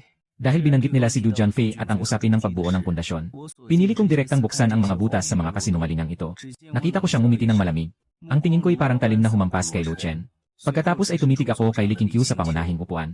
Ang sinabi ng ikatlong nakatatanda ay puno ng butas. Pinatay ko si Du Junfei. Dahil siya ay inutusan ni Lu Chen. Nais niyang patayin ako sa gitna ng daan para makuha ang kayamanan. Ako'y hindi lamang nagkulang sa kakayahan. Pagdepensa lang ang ginawa ko. Agad kong inilabas mula sa aking dibdib ang isang lumang libro. At inabot ko ito gamit ang 2 kamay. Tungkol naman sa pagbuo ng pundasyon. Nakuha ko ang pundasyon na Pildoras mula kay Du Junfei. Dagdag pa ang sinaunang aklat na ito na nakuha ko nang hindi inaasahan. Kaya ako pinalad na magtagumpay. Ang aking pagganti ay nagdulot ng katahimikan sa bulwagan. Matapos suriin ng dakilang matanda ang sinaunang aklat, bahagya rin siyang tumango. Nakikita na ang sitwasyon ay naging patimpik. Ang malamig at tahimik na si Qin Bingsu ay biglang kusang lumapit. Siguro at si kapatid na Ye ay hindi masamang tao. Maaari akong magpatunay tungkol dito. Bingsu, ano ang ibig mong sabihin? Noong una, malubha akong nasugatan at nagtago sa isang ordinaryong bahay. Si Junior Brother Ye ang tumulong at nagligtas sa akin. Bilang pasasalamat, iniwan ko ang isang foundation establishment pill at ang aking mga karanasan sa pag-ensayo. Noong buwan na yon, lagi kaming magkasama. Nang marinig ito, nagulat ang lahat. Si Qin Bingsu ay kilalang ice goddess ng sekta. Hindi siya maaaring magsinungaling. Kung si Yi Chen ay palaging kasama si Qin Bingsu sa panahong iyon. Kung gayon, ang alaala ni Yi Chen na tinuturuan sa Blood Slaughter Sect ay talagang hindi magtutugma. Unti-unting humuhupa ang galit ni Li Qingqiu. Nabawasan din ang kanyang mga pagdududa. Ngunit si Lu Chen na nakatago sa likod ng tao ay nanginginig sa galit. Nang malaman niyang ang kanyang iniidolong diyosa ay makakasama ko ng 1 buwan, kaming 2 lang. Ang ahas ng inggit ay matinding umangat-ngat sa maliit niyang puso. Talagang ang dali gumawa ng chismis. Pero ang hirap linisin ang pangalan. Ang dami kong ginawa para lang mapatunayan ang sarili ko. Habang tinitingnan ko ang mga mukha ng mga boss na puno ng pagdududa, alam ko na dumating na ang pagkakataon para makabawi. Diretso kong tinutok ang daliri kay Lu Chen na nagtatago sa likod ng tao, na nagpapalabas ng mga lihim na atake. Kapatid Lo, bakit mo ako pinaparatangan? Huwag kang magbula-bula. Wala akong kinalaman dito. Hehe, huwag kang magmadaling tumanggi. Kung hindi ako nagkakamali. Malamang na napaslang na si Senior Sister Zaolin. At saka sa kanya, may dala siyang ebidensyang pwedeng magpatunay na ako ay isang spiya. Biglang nanlaki ang mata ni Lu Chen. Di nagtagal. Ang mga naghahanap ng disipulo ay nagmamadaling bumalik sa tindahan. May hawak na isang liham. Nagmumukhang nahiya at naguguluhan. Hindi ako nagkamali. Talagang pinatay si Zaolin. May iniwang liham na nag-akusa sa akin na papatayin siya. Na isang sulat ng pagwawakas. Ngunit ngayon, ang liham na ito ay hindi lamang hindi naging ebidensya, kundi nagpatibay pa na mayroong taong sadyang nag-aayos ng mga pangyayari. Nakapansin na rin ang matandang pinuno, na ito ay isang plano ng Blood Evil Sect upang alisin ako, ang henyo. At ang dinisenyo na plano ng pagkakabaha-bahagi. Pero wala akong balak na basta na lang ito kalimutan. Ang utang na ito ay kailangang bayaran ng dugo. Makikita mong mabilis akong naglakad sa gitna ng malaking bulwagan. Hindi ako nalumbay dahil sa mga paratang. Sa halip, biglang sumabog ang aking presensya. Iyon ay ang alon ng ikatlong antas ng pundasyon. Nagulat ang mga naroroon na pangunahing disipulo at sabay-sabay silang nabulabog. Tatlong antas ng pundasyon. Ang bilis ng iyong pagtagos ay talagang nakakagulat. Sinabi ng Blood Fiend Sect na ang aking espada ay itinuro nila. Sobrang bobo. Dahil kaya kong lumikha ng ika-4 na espada ng Illusion Spirit. Siyempre, kaya ko ring likhain ang ika-5 espada. Nakarinig si Li Qingqiu na tinatawag ko siyang Panginoon ng sekta ng hindi pamilyar. Sa halip na guro, biglang sumiklab ang isang hindi maipaliwanag na galit sa aking puso. Lalong naging malamig ang aking mukha. Yi Chen, ano ba talaga ang gusto mong sabihin? May mga masamang elemento sa sekta ng Panginoon. Nang aapi sa mga kapwa-disipulo. At nag-akusa sa akin. Bagaman wala akong direktang ebidensya. Humihiling ako na hamunin si Lu Chen sa isang laban ng buhay at kamatayan. Gamitin ang buhay para wakasan ang alitan na ito. Pagkasabi nito, nagkagulo ang lahat. Si Lu Chen ay nasa ika-5 antas ng pagbuo ng pundasyon. Samantalang ako, sa harap ng lahat, ay nasa ika-3 antas lang. Akala ng lahat na baliw na ako. Pati ang punong elder ay nagbigay ng babala. Akala niya masyado akong nagpapadala sa damdamin. Pero paano nila malalaman na ang kapangyarihan ko ay maliit lang na bahagi ng tunay kong lakas? Ilang beses na sinubukan ni Lu Chen na patayin ako. Hindi ako si Chen na nagpapatawad sa mga kaaway. Gusto kong gawin ito sa harap ng maraming tao. At patayin siya ng legal at tama. At ang dating takot sa mukha ni Lu Chen ay nagbago nang marinig niya ang hamon sa buhay at kamatayan. Biglang naging ligaya at kalupitan. Tinitigan niya si Chen ng may put. Parang tinitingnan ang isang patay. May komplikadong ekspresyon ang ikatlong matanda habang tinitingnan ang kanyang alagad. Si Lu Chen ay nagbigay ng hamon sa buhay at kamatayan kay Chen. Kaya't handa ka bang makipaglaban? Dahil gusto ni Junior Brother Yen na mamatay. Bilang kanyang nakatatandang kapatid, kailangan kong tuparin yon.